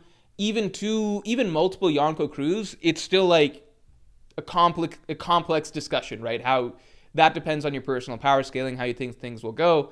But, like, that's all just the Marines, right? That's not even tapping into everything else. Like, Warkiri even says to Kainu, the Marines aren't a big deal. You guys are just the outward face of the world government, right? The Marines are literally, we've learned over time, the tip of the iceberg. Looking at the God's Knights, each God's Knight is basically like how valuable is killing him? Killing him is like a one-man army. The army he made is stronger than Kaido's entire army that he spent decades building, right? Like, Gunko is at least, like, first mate type character level, right? Like, if each God's Knight is like, first mate-esque or something like that, then the God's Knights on their own are a very deep roster. That would wipe out most Yonko commanders, right? And then the Gorsay are just, like, more Admiral-level characters or whatever. Garling might be even above. We don't know. And then the Seraphim are a problem. CP0 are more, like, that's more, you know, Lucci's probably commander level, first mate-ish maybe or something, depending on how you scale him. There's just too much. Hell, do we throw Magellan in there or whatever? There's, like, such a deep roster. I do think that the pirate world is more top-heavy, right? So, like, I think Shanks, Prime Whitebeard, Kaido, Big Mom. I think they are above most characters on the world government side. But it's just like the numbers are so deep on the world government side. If we say everyone in their prime, I don't know. GK, thanks for the 5. Maybe they use Rox's family to blackmailing him into fighting others. Rox is put in a similar situation as Harold. Oh, that would be really interesting. That would be really, really very interesting. Rox being put in... Yeah. I like that idea. Angel Rees, thanks for the 2. I really hope Luffy doesn't have a secret name. It's just so pointless because we've already gotten the name reveal, you know, like the Monkey D fan. Like, he doesn't need to be anything more. He might turn out at this point to be like Joy Boy's direct descendant going down the Joy Boy line. Brim, thanks for being a Yonko tier member for 11 months. Thoughts on Garling killing Shanks and Shamrock's mother? This cements him as morally irredeemable, in my opinion. Yeah, I think with the core Celestial Dragons, like Saturn, the Gorsay, and stuff like that, Oda is going for the morally irredeemable route, right? Like, Garling is kind of our nastiest villain in a long time. Warkiri Yonko level. Yeah, it's tricky because it's just like... I think we still need a better idea of how to scale characters like Shanks, right? Because, like, the whole Joy Boy hockey thing... Like, on the one hand, I'm like, well, Luffy's Yonko level, right? And Luffy seems to struggle with someone like Warkiri. I'm sure Luffy, if he figures things out, could find a way to beat him. But, like, it's like, okay, Warkiri scales to about that, right? But then it's like the Joy Boy hockey thing happens, packs up all the Gorsay, and it's like, oh, well, that's comparable to Shanks' hockey. And it's just like, okay, so are there levels to this? Is, like, Shanks above Yonko level? Like, what exactly are we looking at here, you know? Henry Straight, thanks for the 5. Appreciate it.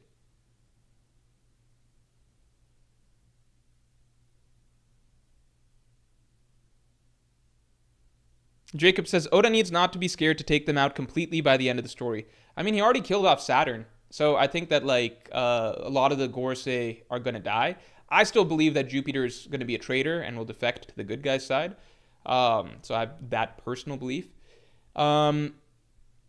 But I would not be surprised if some Celestial Dragon... Like, we already know that Oda is fine redeeming some Celestial Dragons, right? Don Quixote Meowsgord, right? So it's a little complicated. I'm trying to think what solution Oda will come up with for the Celestial Dragons by the end of the story. Somebody said that they might all get Dami reversied by Imu, and I think that could be a good way for them to kind of be checked off, I guess. Because it's like, I don't know if Oda would go for like just letting all the citizens have at it at the Celestial Dragons like they did to Doflamingo and his family. I think that might feel a little bit like Oda wants the ending of the story to feel probably like very triumphant and celebratory and party stuff. He doesn't want to be cutting over to scenes of like citizens like all torturing Celestial Dragons probably. So maybe them all getting Dami Reversi'd, that'd kind of be them getting their just desserts, and then they go out Dami Reversi'd or something. Mr. Saturn Lo-Fi, thanks for the 5. I think that would also be good because then they get turned into slaves just like they've been enslaving people, you know? How many people know about the Child of Destiny? Interesting that God Valley is now being called Island of Destiny, where Shanks from and the Blackbeard connection. Yeah. I don't know. And I wonder how people find out about all this stuff. Like, how do they know the exact lineage? Like, does Shanks' mom tell Dragon? Dragon really is that information? There's so much interesting stuff to come, but I like that Oda's not missing a beat. Like, it feels like every little hole that needs to be checked off, like, again, down to the details of Big Mom and Kaido talking about devil fruits beforehand, Oda's making sure that he's not missing anything. Like, that stuff is not important to the bigger story, but it was important to Kaido and Big Mom's story, so Oda's making sure that, okay, like, they have to have this conversation and all of that beforehand. Kyle Flanagan, thanks for the 5. Hope you didn't already discuss this. Came in late. Given the info in this chapter, do you think there's any chance for Davy Jones to be a fruit? So that's a really interesting question, because like Davy Jones has kind of reached... It's complicated because it seems like Davy Jones is like a real person now, right? So like, I talked about this in one of my latest videos, I think 2 videos ago now at this point, right? Like all the aspects of what Davy Jones could be. And it seems at this point that he obviously was a real person, right? Davy D. Jones. But it could mean that multiple things I talked about in that video could apply. Somebody mentioned that he could still be from the First World, predating Joy Boy. He could be from Joy Boy's era. That's kind of what I believe. But he also still maybe could even be a fruit, because it was like a man who actually existed, but who became a myth in a sense. You know, like now he's viewed as like this mythical being. So multiple things could apply here. I don't know. He could technically still be a fruit, but that's kind of bizarre because it's like a real person eventually becoming a devil fruit. I guess it's kind of like how dragons probably existed at one point in the One Piece world or whatever. And then they all died out, but people believed in dragons enough still that they ended up becoming a mythical Zoan. It's not really the same thing. Umair, thanks a lot for the 2. A little late to the stream. Thoughts on Dragon this chapter? I love Dragon this chapter. I love it. I love the role Oda gave for him because, you know, like a common discussion, what were we talking about in recent streams? It's like, where's Dragon in all this? Dragon doesn't have a role. Dragon, Oda's not giving him anything. It's like, Dragon's dropped into God Valley with the most important role, right? At least as it pertains to the modern era, which is like, everybody talking about how like Shanks is so important, Blackbeard's so important, what's Dragon doing and all this? It's like, Dragon's the one that fucking finds them, you know? I don't know about Blackbeard specifically, but at the very least, like, Dragon seems like he's set to be, like, the little savior character in God Valley to get a lot of characters out of there, right? And I love the way that this starts Dragon's story because I've been saying this throughout the stream, I just like that he starts as a more humanized, normal person. Like, not this character with, like, because even from Luffy's start, right? Like, look at Luffy from age 17 or whatever. Luffy's story kicks off with him being, like, already very, like, him setting off to sea, already with these very grandiose convictions and dreams. I'm going to be king of the pirates, like, very strong will, already the strongest in East Blue and everything. Luffy begins his story already as kind of like a force of nature. I like that Dragon's story begins with him more like a bit of a Kobe, you know?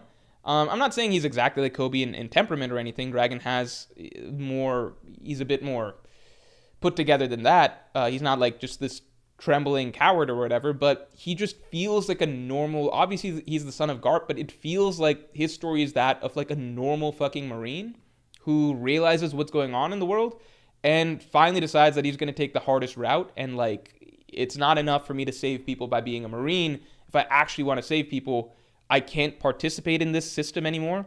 I need to break away. And then he begins his quest. It feels like Dragon is the most representative character out of all the characters that we've had so far of like what a hero's journey would look like. I like that this character who becomes this really mysterious, enigmatic, larger than life figure later in life. The world's worst criminal. The mere mention of his name causes everybody to flip out. I like that it starts like this, like very normal, humble, just a dude, just a normal dude. I think that's really cool. It's a very different route than Oda goes with like a lot of other characters. I talked about this in the chapter review, but like, you know, Kaido from a young age was a monster. Big Mom, obviously from age 5, was a monster. Like Whitebeard was like protecting his island and stuff like from the time he was a youth, you know? He was a beast from a young age. Shanks was like this hockey prodigy that had advanced Conqueror's hockey and could use divine departure and shit by the time he was aged like 14 or 15, right? Dragon's just seems like a normal fucking Marine, foot soldier. It's possible Dragon is already very strong and we're just not seeing that yet, but at least in terms of his temperament and his approach to things, he feels like just a rookie, you know? So I feel like his transformation is going to be very interesting to get glimpses of. Henry Strait, thanks for the 2. Do you think Akainu is going to be there with Dragon? Oh, that's a really good question. That's a really good question. And I wonder how that would even shape Akainu's views if he's seeing the Celestial Dragons do all this to innocent people, but Akainu still grows up thinking that's where justice is found. New X7, thanks a lot. Morge, do you think Dragon will react to seeing Shamrock? Regretful that he couldn't save him. Tell him about his mother.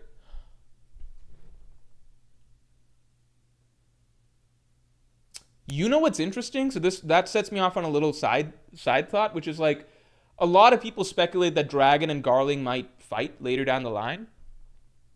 And there's the other question of like, why was Shanks the only one separated from and kept aside in a chest, whereas Shamrock wasn't? Shamrock was taken back by the Celestial Dragons. I wonder, and like we can tell that Garling wants his 2 kids, right? He wants his 2 kids, so that's what Garling is kind of like valuing here, that along with Shaki, his 2 kids, and Shaki, right? And Dragon's just been told, like, please go save my kids, right? And we know that Dragon gets one of the 2 kids. He gets Shanks. He doesn't get Shamrock. I wonder if we will get a Dragon-Garling confrontation here, with Dragon, like an early confrontation between the 2 here, with Dragon attempting to save both kids, but he's only able to get Shanks, right? Shamrock stays in the hands of Garling. But that kind of, like, Dragon's too weak at this point to ever hope to be able to fight Garling or anything, but that sets up for a future matchup between the 2, in that, like, at God Valley, like, kind of this crossroads of destiny, Dragon tries to save both these kids from this evil father. He's only able to get one away from the bad father, but that sets up for a future, like, they will have a confrontation at God Valley or whatever, Dragon being too weak at that point, but Dragon knows that this is a bad dude that needs to be defeated at some point in the future. I like that possibility. It sets up because, yeah, I've just been thinking about, like, people have been talking about Dragon versus Garling potentially in the modern day. This would be the perfect setup for that, right?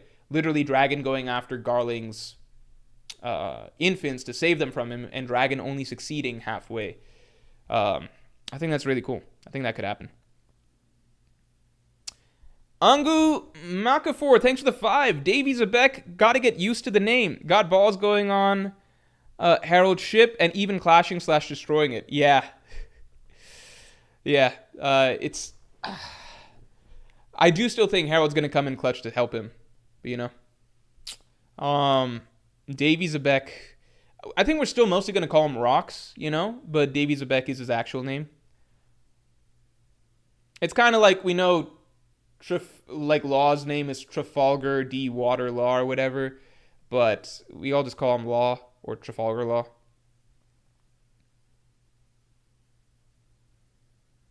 Anand Karthik says, Dragon taking devil fruit from the chest in which Shanks was there. Thoughts? Yeah, I do think that somebody mentioned that earlier in stream. I do think that connects. Like, Dragon gets one of the prized devil fruits and then just puts Shanks in that for protection. GK, thanks for the 2. Dragon fighting Shamrock. Fighting Shamrock, the kid he could not save. Yeah, that's another route as well. Maybe Shanks fights Garling and Dragon fights Shamrock or whatever. I think that's a possibility. It would be kind of sad.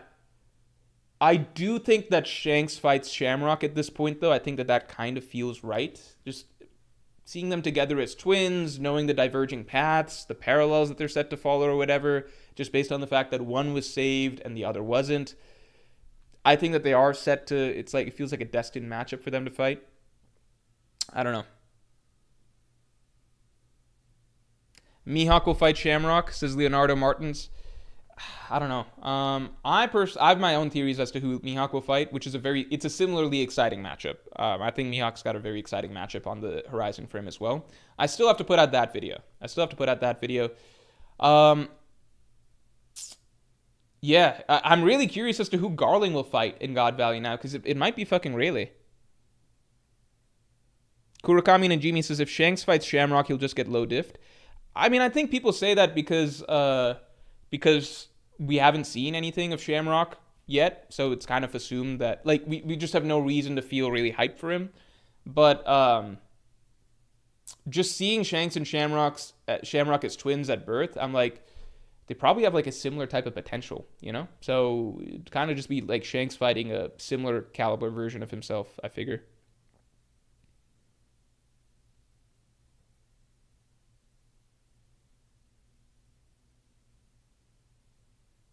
Leonardo Martin says Rayleigh versus Garling and Gaban versus Sommers. I think Gaban versus Sommers would be so lame to see because we already saw that matchup in real time. Like, we already saw like a really old, way past his prime Gaban just piece up Sommers like it was nothing. So it's just like, why do you want to see, like, prime Rayleigh? I want to see what he can do, like really, really do, you know?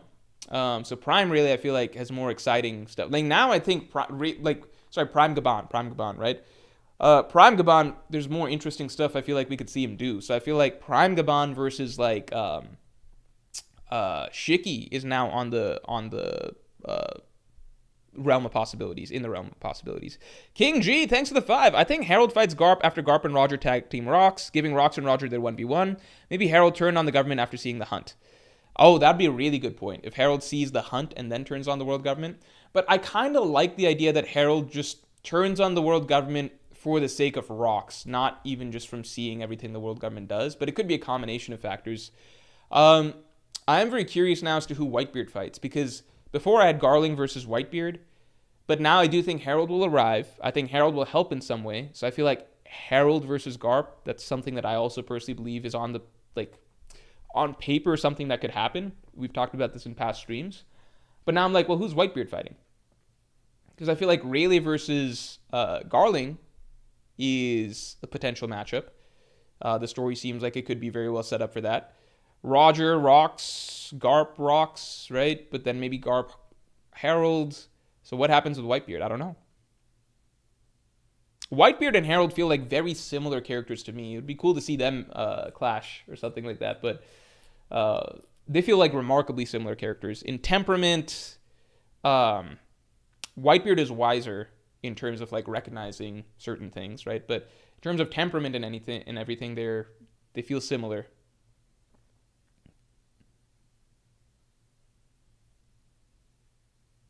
Garp versus Whitebeard, that'd be cool. Garp versus Whitebeard would be cool. Gives a little bit more oomph to their like little shit talking moment at Marineford. Yeah, people saying Garling too strong for Rayleigh, but I think people underestimate Rayleigh. Like, people just I don't know why people underestimate Rayleigh, but like, Rayleigh has a lot of hype behind him. I think it's partly because Rayleigh is just like a very mellow, subdued character. He's just a very mellow, subdued, relaxed character or whatever. So I think people just don't really feel like he's necessarily all that. But he was Roger's Zoro. He was like the Zoro before Zoro, you know? Alex Tahor, thanks a lot. Isn't it just bad writing if Harold doesn't do shit? So you can't say stuff like that. You can't say stuff like that because like people will get mad. And I feel like you always gotta wait and see how things play out before. It's just fair to wait and see how things play out before you call it bad writing or whatever. Yeah, so I'll just say I hope that Harold does something. It will be hard for me to really get behind Harold as a character if he doesn't come back to help Rox's way, which is what's kind of implied.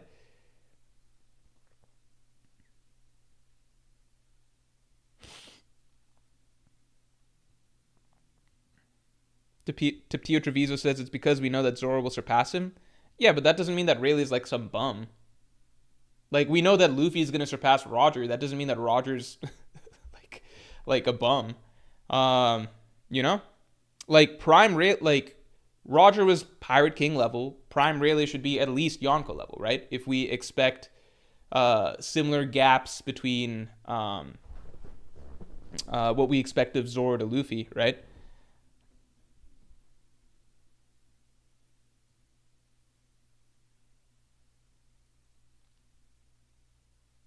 Unless you think like Garling is also like Roger's level or something, which I personally don't think.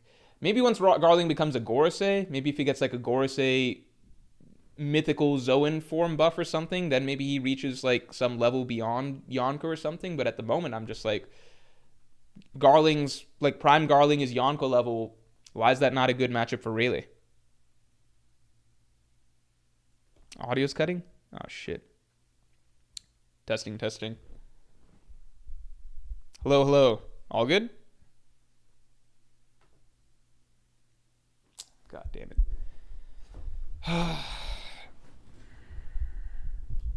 Should be connected. Alright, let's see. Proto Carl says, I don't see Big Mom being defeated by Rayleigh. Not even Big Mom. It's just Big Mom. I got Rayleigh easily above like Kaido and Big Mom. It's just again, it's Zoro before Zoro. Like, just looking at everything we've seen, I really think it's just because of Rayleigh's demeanor that people, I think it's just because of Rayleigh's demeanor that people underestimate him. Because if you look at everything that he's actually like done and been spoken of, like the manner he's been spoken of and hyped, right? The things we know, right? We know that ancient Rayleigh, like way past his prime, hasn't had to fight in decades, is still basically able to go toe-to-toe with an admiral, right? So that's like way past his prime, Rayleigh, right? So it's like, if that's like a shadow of his former self, wouldn't his prime be above an admiral? You know, like if that's like fucking old-ass Rayleigh, wouldn't his prime be above an admiral? So that's my first thought. Then two, Garp pretty much confirms it. He's literally like, oh, well, the Marines are fighting Whitebeard. You want us to fight Rayleigh? Because we can't fight two legends at once. So Garp equates Rayleigh to Whitebeard. I'm not saying that means that Rayleigh is literally equal to Whitebeard, but from the perspective of someone of that era, like a legendary fighter like Garp, he's putting Rayleigh in the same breath as Whitebeard. Like he's comparing them at the very least. He's suggesting that it's not like Rayleigh's like this fly and Whitebeard's a big deal or whatever. He's literally talking about them as though they're a similar caliber of threat, right? And then you got fucking Blackbeard, like a Yonko today,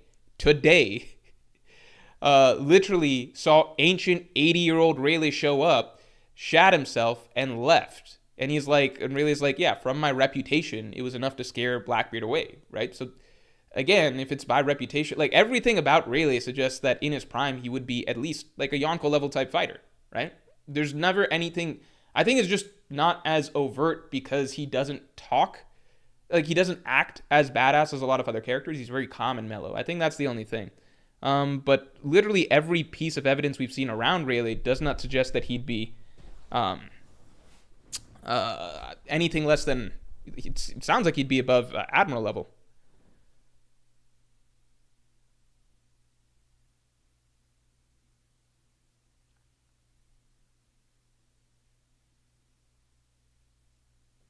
Abid says, I can see Rayleigh being over Big Mom, but he's at most equal to Kaido. No way he is over him. I just don't see why that is.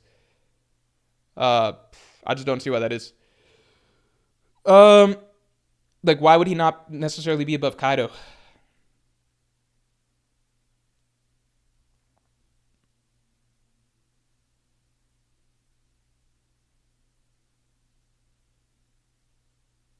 Yeah, it's just like old Rayleigh was basically almost equal to an admiral. Old Rayleigh was almost equal to an admiral. So then prime Rayleigh, you don't think he'd be the next tier up? I just don't get where, like, there's pretty much everything that we've seen of Rayleigh suggests that he'd be Yonko level, right? And there's nothing that really detracts from him. So I just don't know why people just downplay Rayleigh. I'm not saying he like maybe he doesn't fight Garling. I don't know, but I don't view it as like out of the question.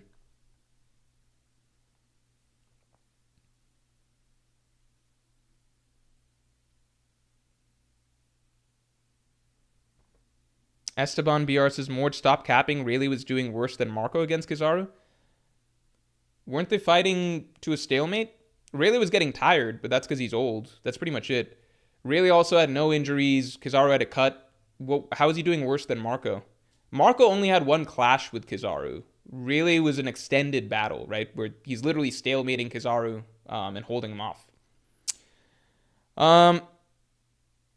Andre Apetre, thanks for the 5. Not sure if it was brought up, but could it be that Rox got Dami reversied and that's why Roger and Garp team up? Also, Whitebeard will definitely fight Garling. I hope Whitebeard fights Garling because I think that's like the more exciting matchup and I want to see Whitebeard fight Garling and I think that does more to hype Garling for the future. But I'm not saying I just don't think it's out of the question for Rayleigh to fight Garling. And yeah, people have talked about the potential Dami reverse seed, and that leads to Roger and Garp versus Rox, or Emu himself comes down, and then we get to see Roger and Rox versus Emu.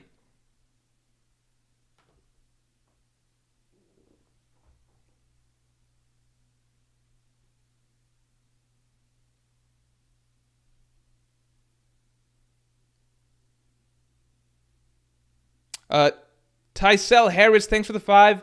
More thoughts on why it took 800 years to find the Davy clan? The sea's a big place, man. The sea's a big place, and like, it's just like there's so many fucking islands, right? It's like the entire world, right? And then how do you find one? Like, how do they even recognize that it's the Davy clan, right? It's not like they look super different or something necessarily. So there's not like a big giveaway that this must be the Davy clan or something like that, right? So it just takes at some point they were just lucky to have heard it, you know?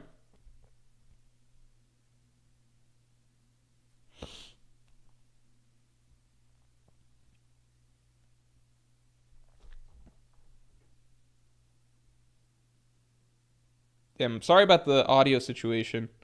I don't know what's happening.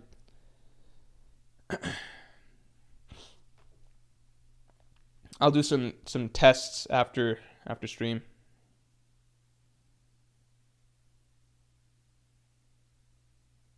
Audio is still cutting. What the fuck? Hold on.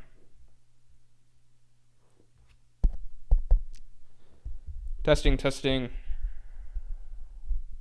I'm worried I hit something.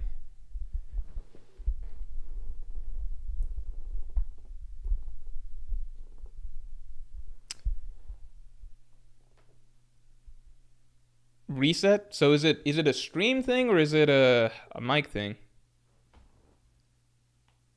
Okay, it's fine. It's fine. Okay,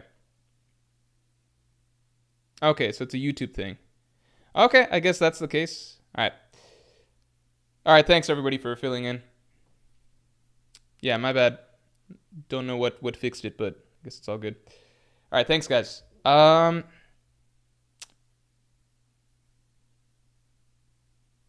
Zwilly Gumedi says, people don't give Kaido the props he deserves for what he did on Wano.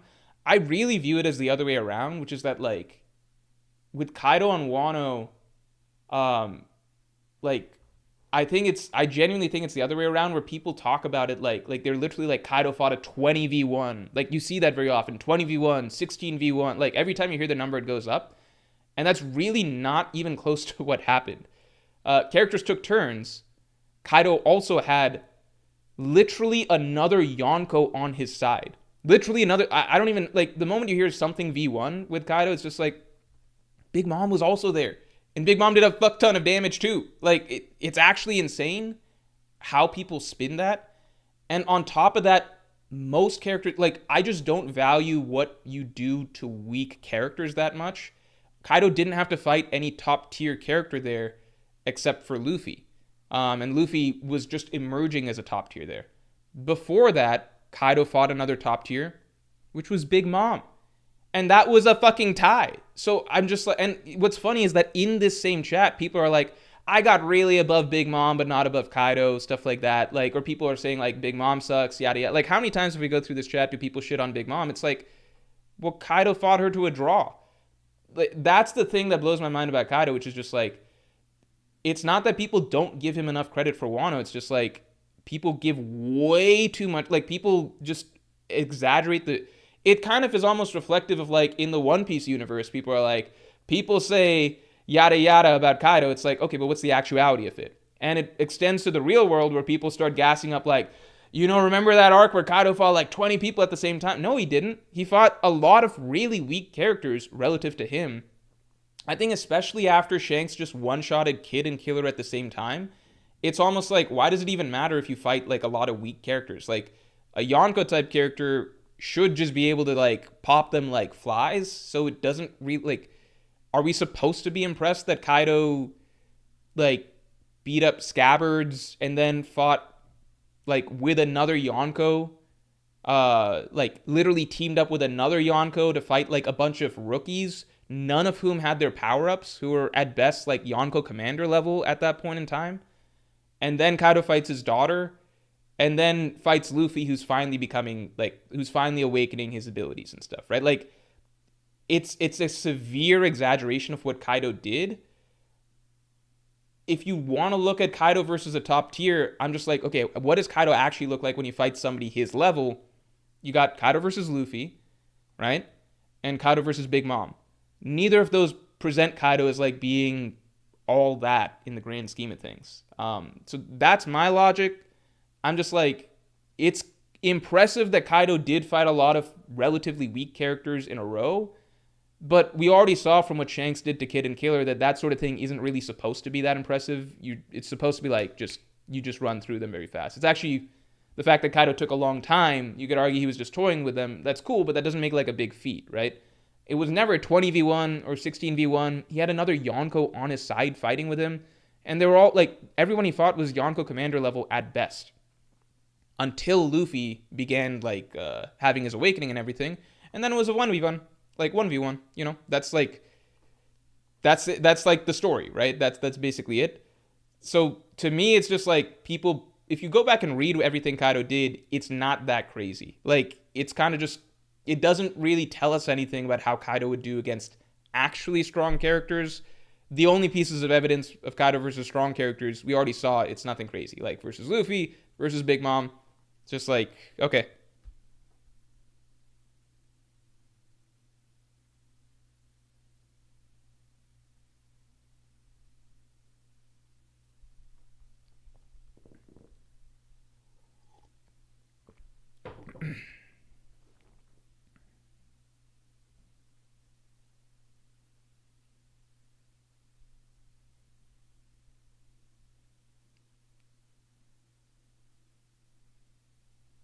Alert 3000 says, so what he did wasn't impressive.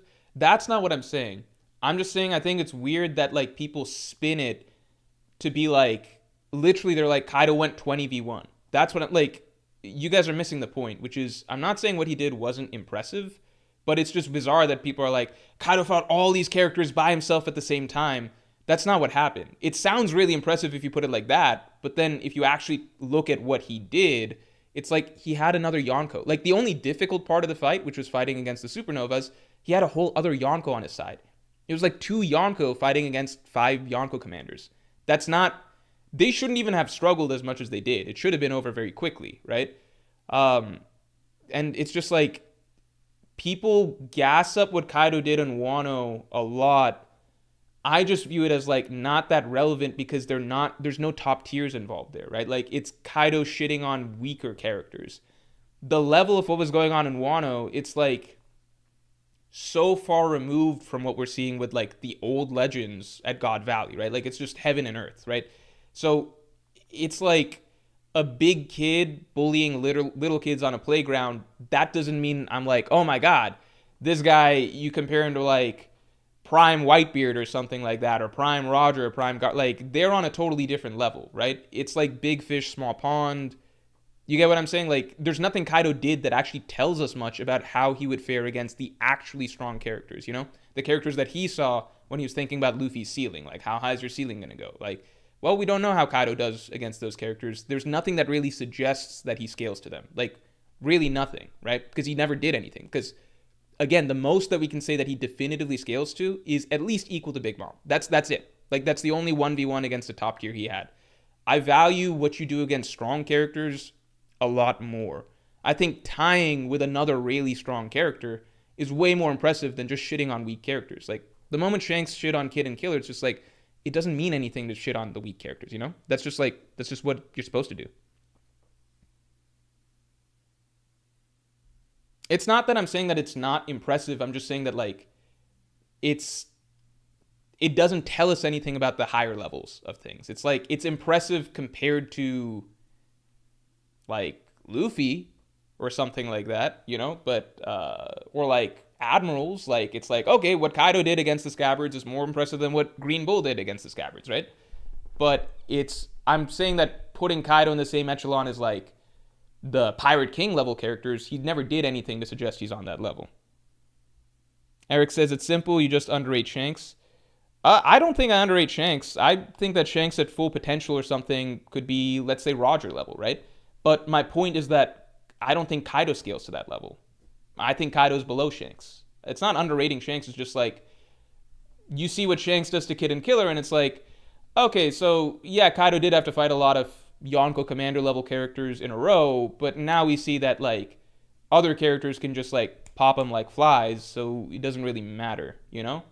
There's nothing Kaido did on the rooftop that makes me think that he's on Shanks' level, for example, or makes me think that he's on Roger's level or, like, Prime Whitebeard's level or anything, right? So, again, if Kaido gets past Big Mom, then I could see it, but we never saw anything that establishes that.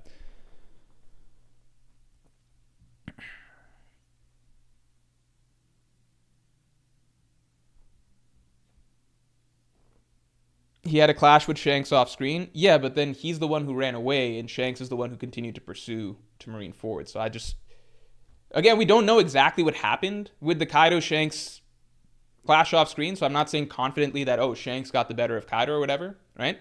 We can't say that for sure, but we know that Kaido didn't get the better of Shanks, right? We don't know if Shanks beat up Kaido or what, but the one thing that we know did not happen is Kaido did not get the better of Shanks, because if he did, then Kaido would be the one that was continuing on to meet up with Whitebeard like his goal was, right?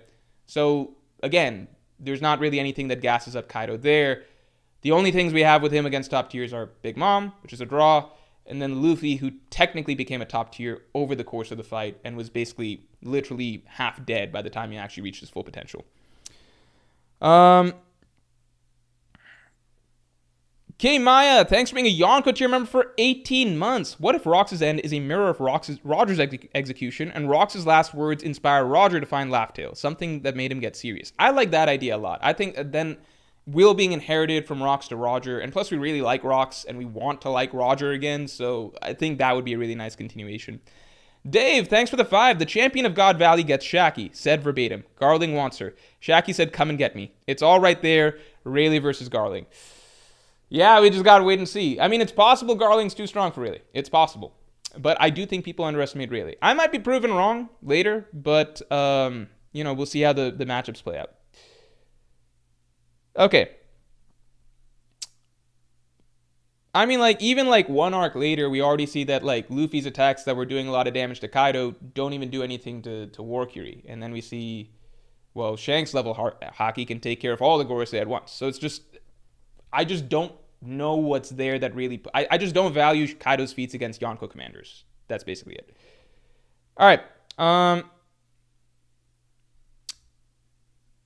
Eric says it's not because Kaido's weak, it's because Shanks is strong. One-shotting Kid isn't easy. I'm not saying Kaido's weak. I don't think I'm ever saying Kaido's weak. I just don't think he's, it's just blatant exaggeration when people say he does. He'd never 20v1 people. That didn't happen. I'm saying he's not as strong as people claim he is. He's still, like, in the upper echelon of One Piece. He's still definitively, like, a great example of what Yonko level means, but he's not above that. Which is why I think, like, Rayleigh and Kaido, that's, like, a perfectly fair discussion. Kyle Flanagan, thanks for the 5. People underrate Rayleigh because they think of him as a Yonko commander. They think he's comparable to someone like Marco, Prime Rayleigh, comparable to Roger. Okay, well, I don't think he's literally equal to Roger, but really it's obviously, like, Roger's crew had the wing system. So, like, Rayleigh and Gaban are way totally different level than, like, the likes of Marco, King, stuff like that. It's more like Roger's Zoro and Sanji, right? Like, again, like, even just the simple fact that Gaban has literally advanced Conqueror's Haki, Future Sight, more control of advanced Conqueror's Haki than Luffy. Like, that's already so much further ahead than all the Yonko first mates in their prime today. So Rayleigh and Gaban in their primes are like on a totally different level. You know? Jared Boppler, thanks for the 2. Whitebeard will save Kid Marco plus give him his fruit. Shit, Kid Marco being there? That would be really cool. I would love that.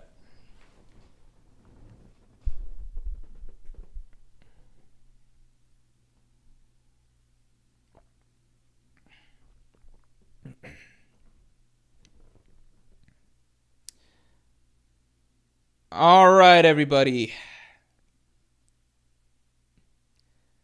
Stealth Black, Sakio says they want Rayleigh near Roger, so Zoro is near Luffy. Well, Stealth Black, since you're likely a Sanji fan, you should also want Rayleigh near Roger because Gaban is near Rayleigh.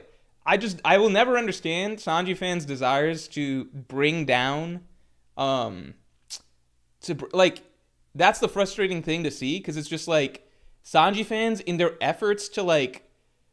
There's no point in trying to bring down Zoro or Zoro parallels or Zoro comparisons. Why try to, it's just not right. It's like, why try to bring Zoro down when you could be pulling Sanji up? It's just such a bizarre mentality. It's like, we want Rayleigh to be weak, so then Zoro's not as strong. His counterpart's not as strong. It's like, wouldn't you want Rayleigh to be strong so that Gaban is also implied to be really strong? So that Sanji's ceiling is also really high?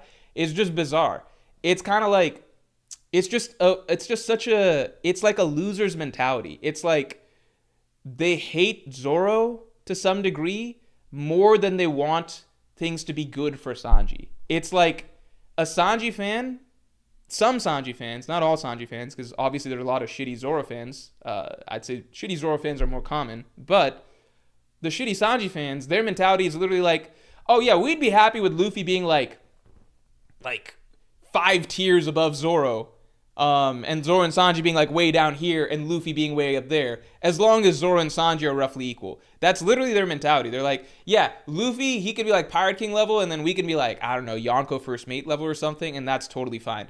As long as we're on the same level as Zoro. Instead of being like, yeah, Luffy will be way up here, Zoro will be way up here, Sanji will be way up here, like they'll all be really strong. It's kind of like, nah, it's better to suggest the gap between Luffy and Zoro is as big as possible and bring Zoro down many notches. It's just like, what is the, it's just such a, like, because I think Zoro fans are really shitty to Sanji a lot of the times and like underrate him a lot. But at the same time, you can see where some of the hate comes from because it's just like Zoro fans are trying to gas up Zoro, and then at the same time they've got this other fan base trying to like drag Zoro down because they want him to be down in the dirt with them. It's just like, why don't you guys just try and like gas up your character and ignore, like, just leave Zoro alone. Just focus on gassing up your character. Anyway, Grizzly Adams, thanks for the 5. Even King of Lightning just did a Zoro upscale video because he knows that it's also Sanji upscale. Yeah, like the best way that Zoro upscale is generally going to help Sanji, right? Like, because you hear about Zoro's parallels, like Rayleigh, right? Rayleigh, all the hype around Rayleigh and everything like that. And then Gaban's introduced, and it's like, well, Gaban's legend and his claim to fame, the way he gets hyped, is that it's like, well, this guy is often compared to Rayleigh. He's often considered a counterpart of Rayleigh. So Rayleigh hype becomes also Gaban hype. It's beautiful, but I don't know. I think Sanji fans just don't see it that way to some degree.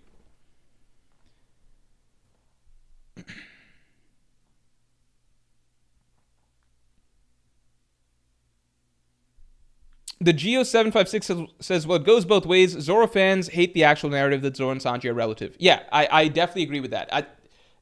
I've said many things about Zoro fans in the past, right? This is a moment where it's just like you just see it both ways. I think Zoro fans are louder and a bigger group, and I think on average they tend to have more ammunition to shit on Sanji, so that can feel more common, like the nasty Zoro fan sentiment. But then there's just comments where you're just reminded of like why there's problems with the Sanji fan base as well, and it just feeds off of each other, right? Like Zoro fans shit on Sanji so much that Sanji fans then want to shit on Zoro and talk about how Zoro's not that strong. not realizing that the more you bring down Zoro, the more that also brings down Sanji. Dave, thanks for the 2. Most people reject Sanji will be around Mihawk, end of story. I don't want to get into all that. I'm not getting into all that. Literally, I'm not going to get into all that. Not going to get into all that. I think, actually, we're probably going to call stream here.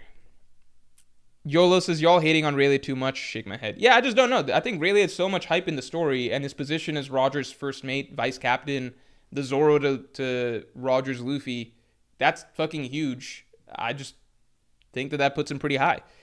All right. All right, everybody.